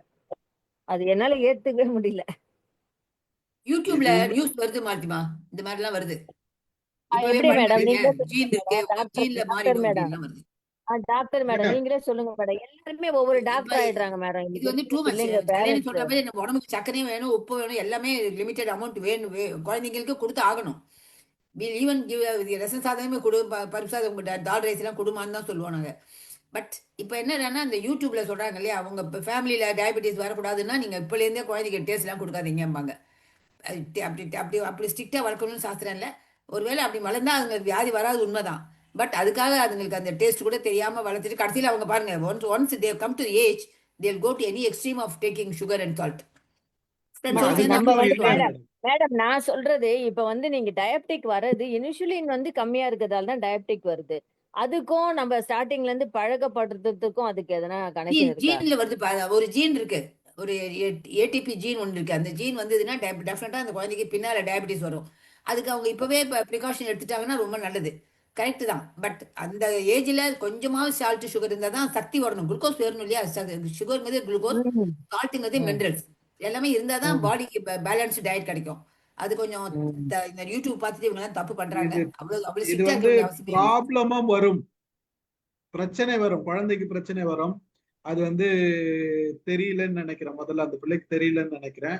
இது மாலதி என்கிட்ட சொல்லியிருந்தா நான் கேட்டு வந்திருப்பேன்.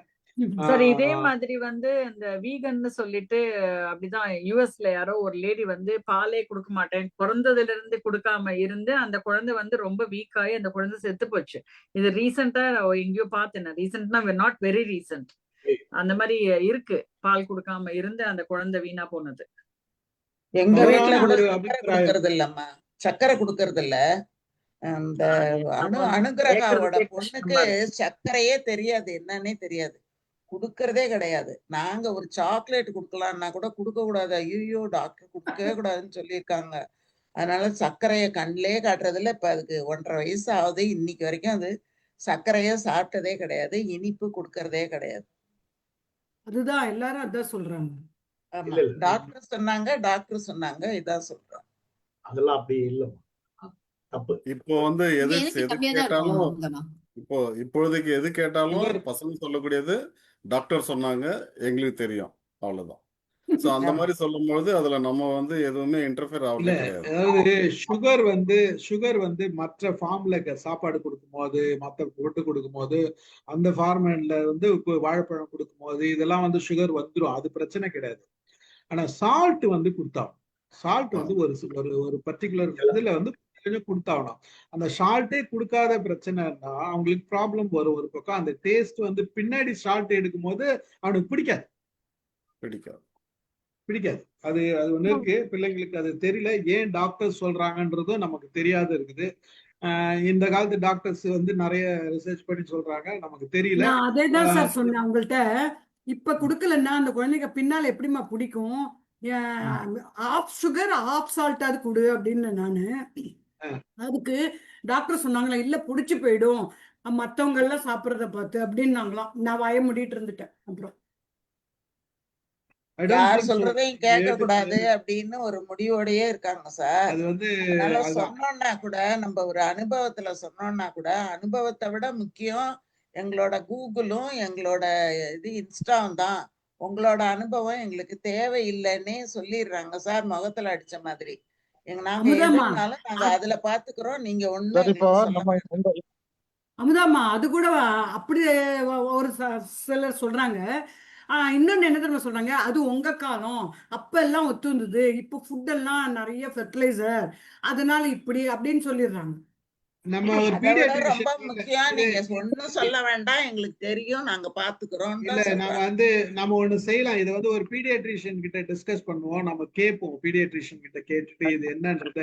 இந்த இடத்துல ஒரே ஒரு உதாரணம் மட்டும் கொடுத்துடுறேன் சார் நானு. இப்ப வந்து சர்க்கரை சாப்பிடாதவங்க வந்து பிற்காலத்துல சாப்பிட மாட்டாங்க அப்படின்னு சொல்றாங்க. நம்ம இப்ப ஆல்கஹால் எல்லாம் குடிக்கிறாங்கல்ல, அவங்கள என்ன குழந்தையில இருந்து கொடுத்து பழக்கியா வந்து அப்புறம் வந்து குடிக்கிறாங்க. அவங்க வேணும்னு அப்புறம் வர்றவங்க எப்படி இருந்தாலும் அவன் சர்க்கரை திங்க தான் போறான், என்ன வேணாலும் பண்ணதான் போறான். சுகர்ல பிரச்சனை இருக்காது. ஏன்னா சுகர்ல வந்து ஃப்ரூட்ஸ் கொடுக்குறோம், சாப்பாடு கொடுக்குறோம். வாழைப்பழம் கொடுத்தாலே அதுல சுகர் இருக்குது. வாங்க வசந்தி மேடம் கரெக்டா வந்தாங்க. வாங்க மேடம். கொஞ்சம் லேட்டா வந்துட்டேன் சார். இப்ப என்ன சப்ஜெக்ட் ஓடிட்டு இருக்குது கேட்டீங்களா? கண்டுபிடிச்சிட்டேன். என்னோட மகனும் மருமகன் 2 பேருமே டாக்டர்ஸ். ஓகே, 2 பேருமே அந்த குழந்தைங்களுக்கு ஸ்வீட் தனியா கொடுக்கறது இல்லை. தனியா நீங்க சொல்றாப்புல ஃப்ரூட்ஸ் சாப்பிடுவாங்க, கார்போஹைட்ரேட் சாப்பிடுவாங்க, சாப்பாடு சாப்பிடுவாங்க. மற்றபடி எக்ஸ்ட்ராவா நம்ம பால்ல, இங்க வந்து பால்ல சுகர் போட்டு கொடுப்பாங்கல்ல, நம்ம அப்பா அம்மாலாம் பால்ல சுகர் போட்டு கொடுத்துருவாங்க. காலையில சுகர் போட்டு தான் பாலை குடிப்போம், பால் வெறும்னு தான் கொடுப்பாங்க. எதுலையுமே சுகர் கிடையாது. நார்மல் ஃபுட்டு எடுத்துக்கிறாங்க குழந்தைங்க, நார்மல் இது எடுத்துக்கிறாங்க. என்னைக்காவது ஒரு நாள் ஐஸ்கிரீம் கொடுக்குறாங்க. மற்றபடி சால்ட்டும் ரொம்ப குறைச்சலாக தான் கொடுக்குறாங்க. சால்ட்டு காரம் எல்லாமே குறைச்சலாக தான் கொடுக்குறாங்க. சுகர் மெயினாக அங்கே வந்து சுகர் அந்த அந்த இனிப்பு டேஸ்ட் அவங்களுக்கு ரொம்ப ஜாஸ்தி, அதில் வந்து வந்துடக்கூடாது அப்படிங்கிறதுல ரொம்ப கவனமாக இருக்கிறாங்க. குக்கீஸ் அப்படின்னு சொன்னால் அதெல்லாம் எம்டி கேலரிஸு, அது கொடுக்காதீங்க, அது அதனோட சேர்ந்து ஒரு ப்ரோட்டீனை சேர்த்து கொடுங்க, சத்தான உணவு இருக்குன்னு நினைக்கிறாங்க. ஆனால் இந்த நம்ம ஊர்ல வந்துங்க சின்ன வயசுல இருந்து பால்ல சுகர் போட்டு தான் நான் குடிச்சிருக்கேன். வெறும்னா பால் குடிச்சதே கிடையாது, பால்ல சுகர் போட்டு தான் குடிச்சிருக்கேன். அது அவசியமே இல்லை. பால்லையே நிறைய சுகர் இருக்கு. பால்ல இருக்கிற சுகர் வந்து நீங்க டயபெட்டிஸ்க்கு நான் லோவா போனா பால் குடிக்கிறேன் சரியா போயிடுது எனக்கு, ஏன்னா அவ்வளவு சுகர் இருக்கு அதுல. அதுக்கு ஏன் இன்னும் மேல போட்டு கொடுக்குறோம் நம்ம. இந்த ஊர் பாயசத்தை சாப்பிட்டீங்கன்னா தொலைஞ்சே போயிருவீங்க. அவ்வளவு சுகர் போட்டு சர்க்கரை பாகா இருக்கு. இப்பெல்லாம் திகட்ட ஆரம்பிச்சிச்சு எனக்கு. ஸோ அவ்வளவு எக்ஸ்ட்ரா சுகர் போட்டு நீங்க கொடுக்காதீங்க குழந்தைங்களுக்கு. அது தப்பு அப்படிங்கிறாங்க. அது கரெக்ட் தான் அவங்க ஓகே சொல்றாங்க. மேடம். இப்ப எல்லாரும் மேடம் மேடம் சொல்றாங்க அது இல்ல சுத்தமா கொஸ்டின். இப்ப கொடுக்கலாம். மேடம் இங்க வந்து என்ன கொஸ்டின்னா, சால்ட் கொடுக்கல பேபிக்கு, பிறந்த குழந்தைக்கு சால்ட் கொடுக்காத, சுத்தமா உப்பே கொடுக்காத ஒரு ஒரு குழந்தை வளர்க்குறாங்க. இது சரியா? இங்கதான் கேள்வி வருது. பிறந்த குழந்தைக்கு யாருமே கொடுக்க போறது இல்ல. நம்ம பிறந்த வந்து குழந்தை இல்ல ஒரு மேடம், 1.5 வயசு ஒன்றரை வயசு குழந்தை, சால்ட் 1.5 வயசுக்கு 1.5 சாதம் வயசுக்கு ஊட்டுறாங்க. எக்ஸ்ட்ரா சால்ட் கொடுக்க வேணாம். ஆனா ரெகுலர் சால்ட் இருக்கணும். ஏன்னா சால்ட்டே கொடுக்கல. எலக்ட்ரோலைட் குறைஞ்சிரும்ல. எலக்ட்ரோலைட் இம்பேலன்ஸ் ஆயிடும். சோடியம் வேணும், போனுக்கு சோடியம் வேணும், போன் வளர்றதுக்கு சோடியம் வேணும், கிட்னி ஃபங்க்ஷனுக்கு சோடியம் வேணும், ஹார்ட்டுக்கு சோடியம். மெயின் அதுதான் பிரச்சனை. அது வந்து ஆமா, சோடியம் வேணும் எல்லாத்துக்கும். சோடியம் இல்லாத போனா உங்களுக்கு வந்து பிரச்சனை வரும். ஆமா, பொட்டாசியம், அந்த ரெண்டுமே ஒண்ணுக்கு ஒண்ணு பேலன்ஸ் வேணும். பொட்டாசியம், இந்த பொட்டாசியம் சேனல் ஜாஸ்தியா போயிடும், ஹார்ட் அட்டாக், ஹார்ட்ல ப்ராப்ளம் வரும். அப்புறம் வந்து முதல்ல கிட்னி தான் அஃபெக்ட் ஆகும். சோடியம் வேணும். இல்ல, இது உண்மையா வந்து தெரிஞ்சுக்க வேண்டிய கேள்வி இதுதான். அது வந்து யாராச்சும் பீடியாட்ரிஷியன் இருந்தா கொஞ்சம் கேளுங்க மேடம். சார், இங்க ஸ்வீட் பத்தி நான் பேசலாமா? இந்த ஸ்வீட்ஸ் பாத்தீங்கன்னா என்னுடைய ஃபேமிலியில நாங்க வந்து எங்க ஃபாதர், மதர், 7 பிரதர்ஸ், ஒரு சிஸ்டர் எங்க ஃபேமிலியில எனக்கு. ஆனா நாங்க வந்து பிறந்ததுல இருந்து எங்க அப்பா வந்து சென்னைக்கு வரும் பிசினஸ் மேன். ஸ்வீட்ஸ் வந்து அந்த காலத்துல ஆர்யா பவன் ஸ்வீட்ஸ்ல இருந்து எல்லா ஸ்வீட்ஸுமே வந்து எங்க அப்பா வந்து 75 இயர்ஸ், அப்பா வந்து 80 இயர்ஸ் வரை ஒரு சாப்பாட்டு பிறகு ஒரு ஸ்வீட் சாப்பிடுவாங்க தனியா. நாங்க வந்து அதை பழகிட்டோம். இப்போ எங்க ஃபேமிலியில பாத்தீங்கன்னா இந்த டயபெட்டிக்கே இல்ல. these things also we have to study. சுகர்னால வராது. சுகர் சாப்பிட்டனால, ஸ்வீட் சாப்பிட்டனால வரும்ன்றது அது வந்து ரூல்ட் அவுட். அது depends on your body situation, insulin level, அப்புறம் ஜீன்ஸ். சில பேருக்கு வரும். எங்க ஃபேமிலியில I am talking about my family. என்னுடைய அனுபவம்ல நிறைய இன்னைக்கு நான் வந்து ஒரு சாப்பாட்டுல ஒரு ஸ்வீட் லிமிட்டட், அதுனா 1/4 கிலோ 1/2 கிலோ சாப்பிடுறது. ஒரு ஸ்வீட் சாப்பிட்டீங்கன்னா that will also require. So அதுல வந்து தப்பு ஒண்ணு. என்னுடைய அனுபவங்களை எங்க ஃபேமிலியில யாருக்குமே இல்லை சார். எங்க கடைசி வரை ஒரு சாப்பாடு சாப்பிட்டு ஒரு ஸ்வீட் கம்பல்சரி இருக்கணும். எங்க அம்மாக்கு, எங்க அப்பாவுக்கு நாங்க அப்படிதான் பழகிட்டோம். இதுவரை ஒண்ணும் இல்லை. பட் இப்ப இருக்கிற காலகட்டத்தில் என்ன பசங்கலாம் சுகர் சாப்பிடக்கூடாது. யாருக்கும் இல்ல சொல்றீங்க? யாராவது டெஸ்ட் எடுத்திருந்தாங்களா? எங்க அப்பா வந்து பார்மசிஸ்ட். அந்த காலத்துல 1948ல பார்மசிஸ்ட், மெடிக்கல் ஷாப் எல்லாம் வச்சிருந்தாரு. எல்லாருக்கும் ரெகுலர் செக்அப் எல்லாம் பண்ணுவாரு. எல்லாமே இருக்கும். அதனால ஒன்றும் குட் சார். இது உண்மை சார். அது சுகர் வந்து டயபெட்டிஸ் வருது ஃபேமிலியில இருக்குதுன்னா கொஞ்சம் குறைச்சிக்கிறது நல்லது, தவிர சுத்தமா சுகர் எடுக்காத இருக்கிறதுன்றது தேவையில்லாத விஷயம். ஒண்ணு, டோட்டலா இது உப்பு சால்ட் அவாய்ட் பண்றதுன்றது இட் இஸ் மிஸ்டேக். அது வந்து தவறான ஒரு கருத்து. ஏன்னு தெரியல, எனக்கு பீடியாட்ரிஷியன் என்ன அட்வைஸ் பண்றாங்கன்னு தெரியல. அது நம்ம டிஸ்கஸ் பண்ணி தான் கேட்கணும். பீடியாட்ரிஷியன் கேட்டு இது ரைட்டா இல்லையான்னு கேட்கணும். நீங்க சொன்னீங்கல்ல சுகர் சாப்பிடறதுனால டயபெட்டிக்ஸ் வராதுன்னு. அப்படிங்கும்போது உங்களுக்கு சுகர் டயபெட்டிக்ஸ் ப்ராப்ளம் அதிகமாகும் போது பால் சாப்பிட்டாலே எனக்கு நார்மல் ஆயிடுதுன்னு நீங்க சொல்றீங்களே, அது கான்ட்ரடிக்டா இல்ல? அதாவது எனக்கு சுகர் கீழே போயிருச்சு வச்சுக்கோங்க. ஓகே, நீங்க நான் இன்சுலின் போட்டு தூங்கிட்டு இருக்கிறேன். என்னுடைய சுகர் வந்து கீழே போயிருச்சுன்னா எனக்கு வந்து 60 கீழே போயிருச்சு. எனக்கு ஹார்ட் படப்படன்னு அடிச்சுக்குது. நான் எழும்பி என்ன பண்ணுவேன்னா கொஞ்சம் பாலை குடிச்சோடனே அது சரியாயிடும் எனக்கு. ஏன்னா அது சுகர் இருக்கு. மேம், யூஎஸ்ல வந்துட்டு இருக்க பால் வந்து ஆல்ரெடி எல்லாமே இது பண்ணுது. அதுல வந்து சுகர் இருக்கு, பிளஸ் வந்து சால்ட்டும் இருக்கு மேம். அது பட் நம்ம பாலில வந்து அப்படி ஆடட்லாம் கிடையாது. அது ஒரிஜினல். மோஸ்ட்லி நம்ம ஆவினா இருந்தாலும் சரி, இது மோஸ்ட்லி ஒரிஜினல். ஆடட் சுகர் கிடையாது. பட் இங்க இருக்க milk added sugar, added salt. இல்ல அதாவது அமெரிக்கால இருக்கிறத நீங்க சொல்றீங்க. அமெரிக்கால வந்து அவங்க அதுலயும் நீங்க வந்து பாத்தீங்க அப்படின்னா அது நேச்சுரல் சுகர் தான். அது இருக்கிற அதுல தனியா சுகர் போடல. இங்க இல்ல மேம், படிச்சு பார்த்துட்டு தான் நான் வாங்குறேன். அதுல வந்து சால்ட்டும் ஆட் பண்றாங்க, விட்டமின் டி ஆட் பண்றாங்க, சுகர் ஆட் பண்றாங்க. சரி, ஆனா இங்க நான் சொல்றேன். இங்க நான் வந்து நைட்டு நான் தூங்கும்போது எனக்கு சுகர் கீழே போயிடுச்சுன்னா நான் கொஞ்சம் பால் குடிச்சா எனக்கு சரியா போயிடுது. என்னோட உடம்புக்கு அது சரியா போயிடுது. ஆமா, ஏன்னா அது வந்து எனக்கு வந்து அதுக்கப்புறம் கொஞ்ச நேரம் ஏதாவது ஒரு 3 hours கழிச்சு திருப்பி அது கீழே போகாது எனக்கு. அது மெயின்டைன் பண்ணிடுது அதை. சில சமயம் நீங்கள் வந்து நான் என்ன பண்ணுவேன்னா, சில சமயம் என்னோட சுகர் கீழே போகும்போது நான் வந்து ஒரு சுகர் டேப்லெட், இந்த குளுக்கோஸ் டேப்லெட் எடுத்துக்குவேன். எடுத்துக்கிட்டா உடனே சரியா போயிடும். ஆனால் ஒரு 5 hours கழிச்சு திருப்பி கீழே போகும். அப்போ இந்த புரோட்டீன் நான் மில்க் சாப்பிட்டா போறது இல்லை. ஏன்னா அதுல மில்க்ல வந்து புரோட்டீன் இருக்கு, எல்லாம் இருக்கிறதுனால அது சஸ்டெயின் பண்ணி, அதுல அந்த ஃபேட் இருக்கு, எல்லாம் இருக்கிறதுனால குளுக்கோஸ் டேப்லெட்டை விட அது பெட்டரா இருக்கு. அப்புறம் இன்னொன்று வந்து நம்ம நைட் நல்லா தூங்க முடியும். ஏன்னா கொஞ்சம் மில்க் குடிச்சிட்டீங்க. ஸோ அதனால அதான் எனக்கு வந்து இது ஓகேயா இருக்கு. அது உங்களுக்கு லாக்டோஸ் இருக்கு மேடம். லாக்டோஸ் இருக்கனால தான் ஓகே ஓகே சார். சார் நிறைய பேசணும்னா பேசிட்டே போவோம். நம்ம சப்ஜெக்ட் வந்து நம்ம முடிச்சுக்கலாம். ஏன்னா ரொம்ப லாங் டிஸ்கஷன் போயிட்டு இருக்கு. Very good. அதாவது முக்கியமான விஷயம் தான். நம்ம இது வந்து நல்ல பாயிண்ட் எடுத்து கொடுத்தீங்க மாலதி. அது வந்து சால்ட்டு இப்ப இது கொஞ்சம் இன்னொரு முறை பேச வேண்டியது. ஆனா கொஞ்சம் நல்ல டாக்டர்ஸ் கிட்ட அட்வைஸ் கேட்டு அதை வந்து டீட்டெயிலா பேசுவோம் நம்ம. முடிஞ்சா சார், வேற நான் ஒரே யாராவது ஒரு விஷயம் மட்டும் சொல்றேன் சார். நான் ஒரே ஒரு விஷயம். இப்போ ஆக்சுவலா எங்க வீட்ல இப்போ குழந்தை பிறந்திருந்தது. இதுக்கு ஒரு 2 years பேக் தான் பெரியவ வந்து பிறந்திருந்தான். டாக்டர் வந்து என்னன்னா 6 month வரைக்கும் வந்து அந்த குழந்தைக்கு வேற எதுவுமே எக்ஸ்டர்னல் ஃபுட் எதுவுமே கிடையாது sir. Only for mother milk மட்டும்தான் கொடுக்க அது ஓகே சொல்லியிருக்காங்க. சார். பட் அது ஓகே. இல்ல அதுதான் சார். முன்னெல்லாம் வந்து பாத்தீங்கன்னா அப்படி கிடையாது. குழந்தை வந்து 1 மாசம் 2 மாசம் இருக்கும்போதே வந்து நம்ம சாப்பிடும் போது சும்மா அந்த டேஸ்ட்டுக்காக கொஞ்சம் குழம்பு எடுத்து தடவி விடுவோம், ஏதோ பண்ணுவோம். இப்போ வந்து அந்த மாதிரி இல்ல. அப்போ வந்து பாத்தீங்கன்னா அதெல்லாம் பண்ணியிருந்திருக்கோம். பட் இப்போ வந்து பாத்தீங்கன்னா ரொம்பவே ஸ்ட்ரிக்டா வந்து அதை வந்து பசங்க வந்து ஃபாலோ பண்றாங்க. ஏன்னா எங்க வீட்ல வந்து பாத்தீங்கன்னா இல்ல அது முத குழந்தைக்கு அது அப்படிதான். பிரச்சனை இல்லை சார். அதெல்லாம் ப்ராப்ளம் இல்லை சார். அது ப்ராப்ளம் இல்லை. அதெல்லாம் கரெக்ட் தான். சார் அப்பவும் பண்ண மாட்டோம் சார். 1 மாச குழந்தை 2 மாச குழந்தைக்கு நம்ம எதுக்கு சார் குழம்பு எல்லாம் வைக்கிறோம்? யாரும் போட கண்டிப்பா மாட்டாங்க. கொடுக்க மாட்டோம் சார். இல்ல கொடுக்க இல்ல மாட்டாங்க. ஜஸ்ட் சக்கரை தண்ணியோ இல்ல ஏதோ ஒண்ணு இல்ல கொடுக்கறது கூட சார், சரி. இல்ல சார். அதெல்லாம் வந்து இல்ல நாங்க சார் எங்க அந்த இதுலலாம் காலத்துல அப்படிலாம் குட்டி பாலே கிடையாது சார். தாய்ப்பால் மட்டும்தான். அதனால பால் மட்டும் கொடுப்பாங்க. ஒருவேளை தாய்ப்பால் வந்து அந்த குழந்தைக்கு ஒத்துக்கலைன்னா பசும்பால், அதை தவிர வேற எதுவுமே கொடுக்க மாட்டாங்க சார். இப்போ வந்து பாத்தீங்கன்னாக்கா 6 month வரைக்கும் எதுவுமே கிடையாது சார்.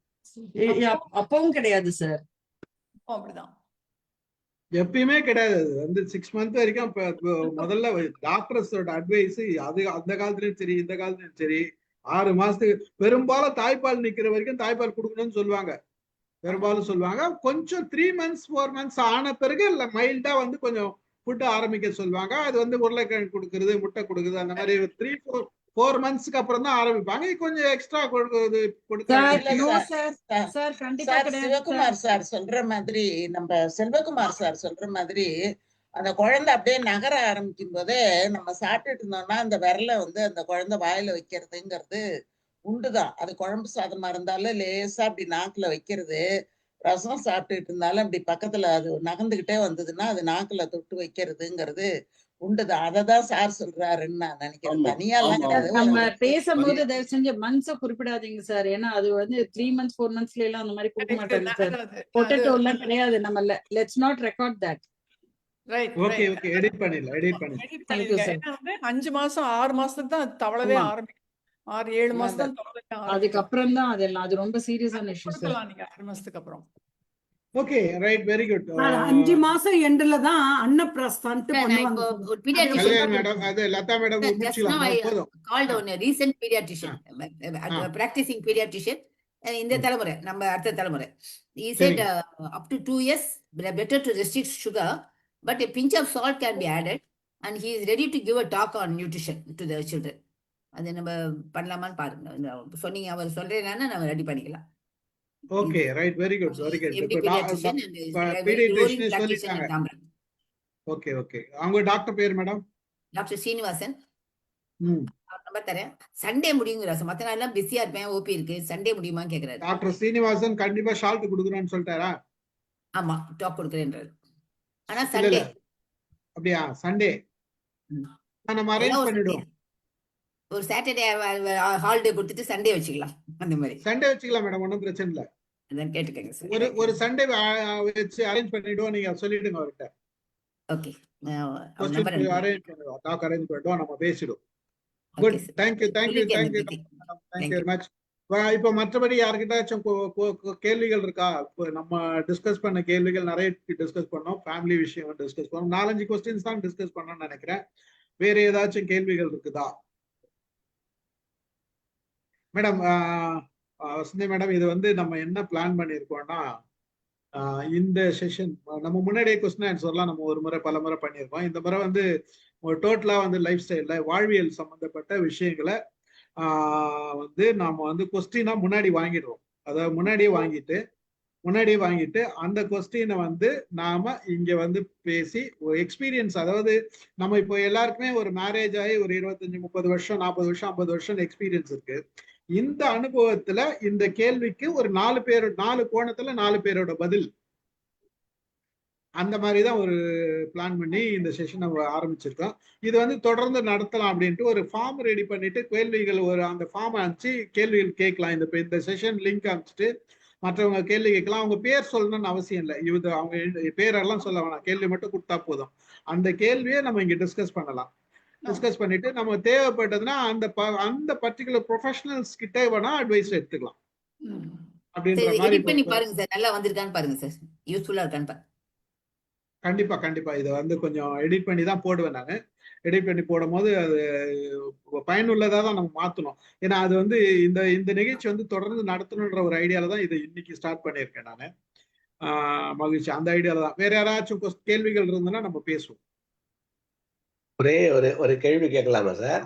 வாங்க சார். கேட்டுக்கிட்டு ரொம்ப மகிழ்ச்சியா இருந்துச்சு. வாழ்க்கையை பத்தி பேசுனீங்க.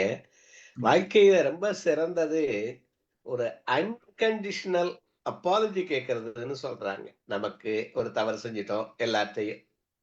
எனக்கு அது ரொம்ப நாளா நான் அதை செய்யல. ஆனா இப்ப கொஞ்சம் கொஞ்சமாக இந்த பல இடங்கள்ல பேச படிக்க அந்த அப்பாலஜி கேட்கிறேன். இன்னைக்கு காலையில ஒரு ஜோக்கு பார்த்தேன். மனைவி காஃபிய கொண்டாந்து கணவர்கிட்ட கொடுக்குறாங்க. காஃபிய கொடுக்க போற போது அவரு நான் தான் நல்லா நான் தப்பு பண்ணிட்டேப்பா, நான் மன்னிச்சிரு அப்படின்னு ஒரு இதமா கேட்கிறாரு. உடனே அந்த பொண்ணு சொல்றாங்க, அந்த காஃபிய கொடுங்க, நான் வேற உள்ள போய் ஜூஸ் கொண்டாடுறேன் அப்படிங்கிறாங்க. இவர் என்ன சொல்றாரு, இல்ல இந்த காஃபியை நான் குடிச்சிடுறேங்கிறாரு. அந்த அம்மா சொல்றாங்க, இல்ல விஷத்தை கலந்துட்டேன் அப்படிங்கிறாங்க. அதாவது எவ்வளவு மனநிலைய சொல்றேனா, அதாவது ஜோக்கு மாதிரி அவன் போட்டிருந்தாலே எனக்கு ரொம்ப பாதிச்சிருச்சு. நம்ம நிறைய நேரங்கள்ல அட்மிட் ஐ மேட் எ மிஸ்டேக்குங்கிறது ரொம்ப சிறந்த வாழ்க்கையில சிறந்த வார்த்தைகள்ங்கிறாங்க. நான் இப்ப என்னுடைய கேள்வி என்னன்னா, நான் ரொம்ப நாள் கழிச்சு இப்ப புரிஞ்சுக்கிட்டு ஓரளவு கேட்கிறேன், இருந்தாலும் சமயத்துல கேட்க விட்டுறேன். இல்லாட்டி இஃப் பட்டு போட்டுதான் அப்பாலஜி கேட்கிற போது அப்படி இருந்திருக்க நான் நினைச்சேன், நீ இப்ப புண்பட்டு இருந்தாம மன்னிச்சுக்கோ, அந்த மாதிரி எல்லாம் எல்லாரும் எல்லாத்தையும் கேட்டுக்கிட்டு இருக்கான். நீங்க எல்லாம் நண்பர்கள் எந்த காலத்துல இதை உணர்ந்தீங்க? நான் ரொம்ப லேட்டு, ஆனா எல்லாரும் முன்னாடியே உணரணும்னு நினைக்கிறேன். அன்கண்டிஷனல் அப்பாலஜி அவளுக்கு கொல்ற அளவு கூட போயிடுது அப்படிங்கறது மாதிரி ஜோக்கா இருந்தால் கூட எவ்வளவு வெறுப்பை சம்பாதிச்சிருக்கோம் அப்படின்னு நினைக்கிறேன் நான். நீங்க வாழ்க்கையில நீங்க எல்லாம் பல இடங்கள்ல பல நேரங்கள்ல சந்திச்சிருப்பீங்க. இத பத்தி என்ன உங்க கருத்துன்னு கேட்கலான்னு நினைச்சேன், வேற ஒண்ணு இல்ல. மகிழ்ச்சி, நன்றி. கேட்ட கேள்வி புரிஞ்சுதா? முதல்ல எல்லாருக்கும் என்ன கேள்வி கேட்டாருன்னு புரிஞ்சுதா? Unconditional apology is good or bad? இல்ல என்ன இருக்கீங்களா, அன்கண்டிஷனல் அப்பாலஜிஸ் இருக்கீங்களா அப்படின்றது தான் கேக்குறாரு. கேட்கணும் sir. At which age are அத நீங்க எப்படி உணர்ந்தீங்கங்கிறது எந்த வயசுல சார்? நாங்கெல்லாம் கல்யாணம் பண்ண அன்னில இருந்தே அன்கண்டிஷனல் அப்பாலஜி கேட்டுருக்கோம். அதான் வெற்றிகரமான வாழ்க்கை. அதெல்லாம் கரெக்டா தான். அது புரிதல் உள்ளது. மாலதி மேடம் சாப்பிட போயிட்டாங்கன்னு நினைக்கிறேன். சாப்பாடு கொடுக்க இருக்காங்களா? சொல்லுவேன், இல்லாத நேரத்துல வேற அது வேற வவுச்சு பண்றாங்களான்னு கேக்குறேன். வைசி வருஷா உண்டா? அவங்க இல்ல மேடம், இதை மட்டும் டிஸ்கஸ் பண்ணிக்கலாம் மேடம். அந்த கொஸ்டின் வேண்டாம், அது அப்புறம் பாத்துக்கலாம். வேற யாரு அப்பாலஜிஸ்? சீனு சார் எதுவும் பேசல. மைக் ஆன் பண்ணுங்க sir. Seenu sir mic on பண்ணுங்க. Gopal Ratnam sir sir. நான் இன்னைக்கு வந்து நீங்க சொல்றது எல்லாத்தையும் கேட்டுக்கிட்டு இருக்கேன் சார். வேற ஒண்ணும் நிறைய எனக்கு பேர் சொல்ல அப்படிதான் தோணல. நிறைய பேர் சொல்ல அப்படிதான் தோணல. சார் இருக்காங்க. நிறைய பேர் அப்படிதான் இருக்காங்க. கோபால் ரத்னம் சார் கூட ஒரு வார்த்தை பேசினார், அதுக்கப்புறம் காணும். முத்துமாலை மேடம் வாங்க, உங்களோட கேள்விகள் ஏதாச்சும். சார் இந்த தலைப்புல எதுவும் சொல்றது இல்லை சார். தலைப்பே இதுதானே மேடம். ஓகே, அடுத்த முறை தோணும், அடுத்த முறை போடுவோம், ஒன்னு ஒரு 10 நாள்ல போடுவோம். அது வந்து நான் வசதி மேடம் ஏதாச்சும் சொல்ல வரீங்களா? இல்ல சார், இந்த குற்ற உணர்வு பத்தி நம்ம ஏற்கனவே பேசிட்டோம் இல்லையா? ஆமா, இந்த அன்கண்டிஷனல் அப்பாலஜி, எக்ஸ்கியூசஸ் இதெல்லாம் அன்னைக்கு பேசிட்டோம் அதெல்லாம் அந்த குற்ற உணர்வுல வந்துருச்சு, கில்ட்ல ஆமா. வந்துருச்சு, டிஸ்கஷன் பண்ணோம். பண்ணோம். கில்ட்ல வந்து Recent ஆ டிஸ்கஷன் பண்ணோம். சார் என்ன தெரிஞ்சுக்க வந்துட்டாருன்னா, நீங்க எல்லாம் எந்த ஏஜ்ல இருந்து அன்கண்டிஷனல் அப்பாலஜி கேட்டீங்க அப்படின்னு தான். அதான் ஒரே வார்த்தையில முடிச்சுட்டேன் நான். வே அந்த மாதிரி ஒரு சுச்சுவேஷன் எல்லாருக்கும் வராது சார். வராது. பெரும்பாலும் இது வந்து பெரிய விஷயம் கிடையாது. தேவையில்லாத வந்து நம்ம வந்து அன்கண்டிஷனல் அப்பாலஜி கேட்கணும்ன்றது அவசியமே இருக்காது. அது வந்து என்ன அவசியம் இருக்கு போகுது? எப்பயாச்சும் சாரி கேட்போம், சில விஷயங்களை சாரி கேட்போம், பல விஷயங்களை வந்து வாக்குவாதம் வரும்போது சாரின்னு சொல்லிட்டு போயிடும். அமுதா மேடம் எப்பயுமே ஒரு வார்த்தை சொல்லுவாங்க. அதாவது என்னன்னா, நம்ம ஒரு வாக்குவாதம் வரும்போது நாம கடைசியா முடிக்கிறவங்களா இருக்கக்கூடாது.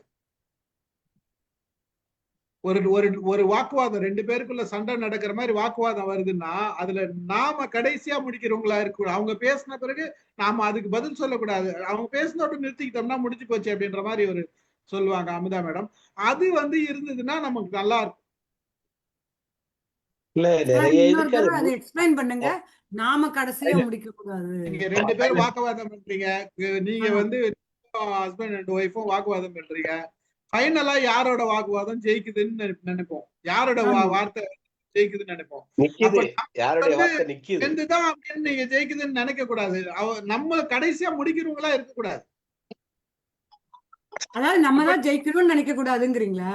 முன்னாடி நீங்க வந்து தொண்ணு பேசக்கூடாது. அவங்க பேசுனா கம்முன்னு இருக்கணும்ன்றதுதான் அர்த்தம்.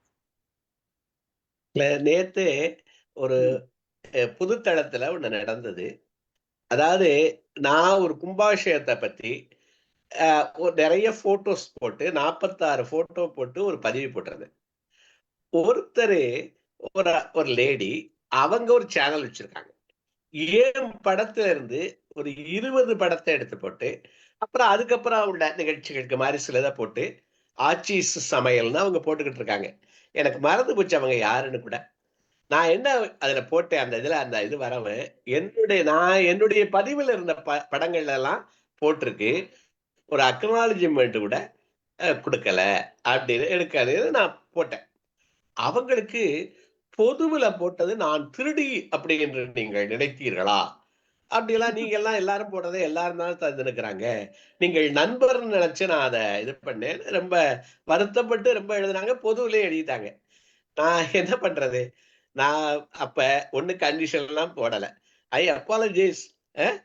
அதாவது இப்போ ஃபார் யுவர் ஃபீலிங்ஸ் அப்படின்னு போட்டு அதை முடிச்சுட்டேன். நீங்க இத அப்புறம் அவங்களும் அந்த அம்மா விடல, இதை நீங்க அந்த பொதுத்தளத்திலேயே சொல்லி இருக்கலாம் அப்படின்னு வேற போடுறாங்க. நான் அப்படியே விட்டுட்டேன். அவங்க எடுத்து போட்டதை பத்தி தப்புன்னு நினைக்கல, எல்லாம் இல்ல, இதை நான் பாயிண்ட் அவுட் பண்ணிட்டேங்கிறது. ஆனா அதோட முடிஞ்சிருச்சு. அது ஐ அப்பாலஜிஸ். அவங்களுக்கு ஏதோ வருத்தமாயிருச்சு, திருடின்னு என்ன போட்டுட்டீங்களேங்கிறது மாதிரிலாம் அவங்க பேச ஆரம்பிச்சிட்டாங்க, எழுதி ஆரம்பிச்சிட்டாங்க. நான் இல்லைன்னு போட்டேன். அதனால சில நேரங்கள்ல பல விஷயத்தை முடிச்சு வச்சிருந்தது. இதுதான் சார் முதல் கேள்வியில நம்ம பேசுனது. தேவையில்லாத பேசுறவங்களை விட்டு ஒதுங்கிடணும் அப்படின்றத முதல் கேள்வியில நம்ம பேசுனதே. முதல் கேள்வியில அதுதான் பேசணும். இல்ல, அதுக்கு வேற பதில் எழுதுங்கன்னு பொதுத்தளத்துல வந்துகிட்டே இருக்கேன், திருப்பி வருது.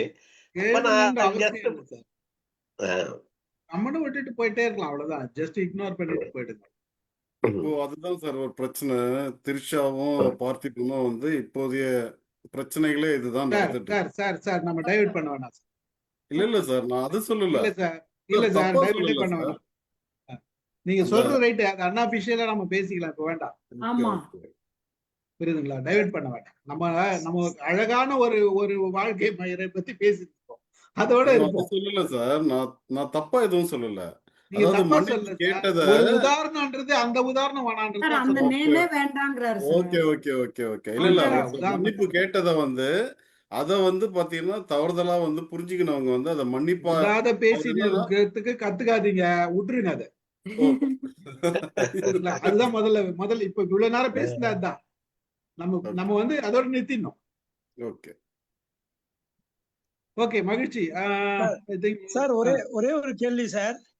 சொல்லுங்க சார். இந்த இந்த குழந்தைக்கு சால்ட் கொடுக்காம பத்தி மேடம் சொன்னாங்கல்ல, அந்த சால்ட் எவ்வளவு நாளைக்கு அந்த குழந்தைக்கு கொடுக்காம இருப்பாங்க சார் அவங்க?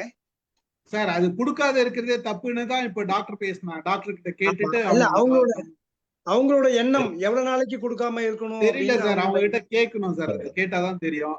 முதல்ல அது சார் எனக்கு தெரிஞ்சவங்க 2 வருஷம் சொன்னாங்க சார். 2 வயசு வரைக்கும் நாங்க சார். அந்த பையன் அந்த குழந்தை எதிர்த்துக்கிற வரைக்கும் sir. Okay, thank you madam. Thank you. இதுல ஒண்ணு நான் சொல்ல விரும்புறேன். சரியான முறையா தெரியல. அது பீடியாட்ரிஷியன் கிட்ட கேட்டுட்டு இப்போ அவங்க அரேஞ்ச் பண்ணிருக்கோம்ல பீடியாட்ரிஷியன், ஒரு நாள் அது அவங்க கிட்ட பேசி நம்ம டிஸ்கஸ் பண்ணி அது சொல்லலாம், முறைப்படி சொல்லலாம். குழந்தைய பத்தி இல்ல, நான் ஒண்ணு இன்னைக்கு பார்த்தேன். அதாவது கிட்னில பிரச்சனை இருக்கவங்க கூட உப்பை கம்ப்ளீட்டா அவாய்ட் பண்ணக்கூடாது. 3ல இருந்து 5 கிராம் வரைக்கும் எடுத்துக்கலாம். இல்லாட்டி நம்ம மேடம் சொன்னது மாதிரி அவங்களுடைய எலக்ட்ரோலைட் எல்லாம் போயிடும், கிட்னியுடைய ஃபங்க்ஷன் எல்லாம் போயிடும். அதனால அட்லீஸ்ட் 3 to 5 கிராம்ஸ் அலவுடுன்னு சொல்றாங்க. அது எடுத்துக்காட்டி ரொம்ப மத்த இதுவான ரிசல்ட் வந்துடும்னு போடுறாரு. கிட்னி மட்டும் இல்ல சார், பிரெயின் ஃபங்க்ஷன் குறையும். எல்லாமே பிரெயின் ஃபங்க்ஷன் எலக்ட்ரோலைட் தானே மெயின் சொல்றாங்க. ஆமா, எலக்ட்ரோலைட் குறைஞ்சிரும், பிரெயின் ஃபங்க்ஷன் குறைஞ்சிரும். ஆனா இங்க ஒரு வேறுபாடு காட்டு. கூகுள்ல வந்து no added salt is not necessary for a newborn or any other baby under 12 months old அப்படின்னு கூகுள் சர்ச்ல போனா வருது. there is no need of the salt up to 12 12 மாசத்துக்கு மட்டும் ஒண்ணும் இல்ல சார். 1 வயசுக்கு அப்புறம் அதுக்கு ரெகுலர் ஃபுட் கொடுக்க ஆரம்பிச்சிருவோம். நம்ம ரெகுலர் ஃபுட் ஏன் கொடுக்குறோம்னா அது நடக்க ஆரம்பிச்சிருது. அது நடந்து ஓடுது எல்லாம் பண்ணுது இல்ல. அப்ப அதுக்கு நிறைய இது வேணும், ஸ்வெட் பண்ணணும், எனர்ஜி வேணும். சொன்னது வந்து 1.5 வயசு குழந்தை சாலிட் ஃபுட் கொடுக்க ஆரம்பிச்ச பிறகு சாலிட் ஃபுட் நம்ம கொடுக்க ஆரம்பிச்ச பிறகு நீங்க மதர் மில்க் கொடுக்கும் போது உங்களுக்கு அது எதுவுமே கவலைப்பட வேண்டிய அவசியம் இல்லை. அது மாறிடுச்சு இல்லையா, 1 வயசு ஆயிடுச்சு இல்லையா. அது வந்து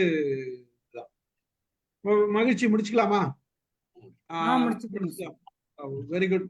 நல்ல ஒரு செஷனா இருந்தது. அதாவது நம்ம எதிர்பார்த்த மாதிரி இதுதான் நம்மளோட நோக்கம். இதுதான், இந்த மாதிரி நம்மளோட அனுபவங்களை வேற மாதிரி கொடுக்கணும் அப்படின்றதுதான் இது. அது கேள்விகளா வந்ததுன்னா அந்த கேள்விகளுக்கு நம்ம தகுந்த முறையில பதில் சொல்லணும். இன்னும் கூட நம்ம வந்து பதில் சொல்றது வந்து ஒரு குறிப்பிட்ட பர்டிகுலர் இவ்வளவுதான் பதில்ன்ற மாதிரி வச்சுக்கணுமே தவிர நிறைய பேசணும்னா பதில் வந்து ப்ராப்பரா இருக்காது. அதை கொஞ்சம் நம்ம மாத்திக்கலாம் கொஞ்சம். இன்னொரு விஷயம், எல்லாருக்கும் கருத்து வரும் போது அந்த கருத்து வந்து சொல்லும் போது என்ன ஆகுதுன்னா பதிலோட அந்த தன்மை மாறிடும். அது ஒன்று இருக்குது. அதையும் நம்ம வந்து மாத்தி பேசுவோம் கொஞ்சம். அது ஃபியூச்சர்ல நம்ம அதை ஸ்டடி பண்ணிக்கலாம். கொஞ்சம் ப்ராம்ப்டா நம்ம பேசுறதுக்கும் நம்ம பதில் கொடுக்கறதுக்கும் பார்த்துக்கலாம். மகிழ்ச்சி. நல்ல ஒரு நிகழ்ச்சியா அமைந்தது. கலந்து கொண்ட அனைவருக்கும் நன்றி. கேள்விகள் கேட்ட மற்ற அவர்களும் இந்த வீடியோவை பார்ப்பாங்கன்னு நினைக்கிறேன். அவர்களுக்கும் நன்றி கூறுகிறேன். இந்த அளவுக்கு நம்ம ஒரு நல்ல கேள்விகளும் வந்தது. பல செய்திகள் நம்ம டிஸ்கஸ் பண்ணோம். கடைசி நேரத்துல வசந்தி மேடம் வந்ததும் ரொம்ப நல்லதா போச்சு.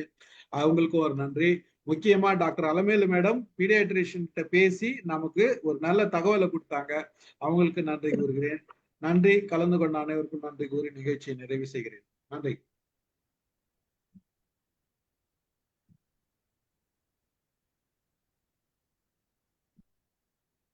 சார் கொஸ்டின் கேட்டது யாரு சார்? வெளியில இருக்கு சார் நீங்க எப்படி சார் நீங்க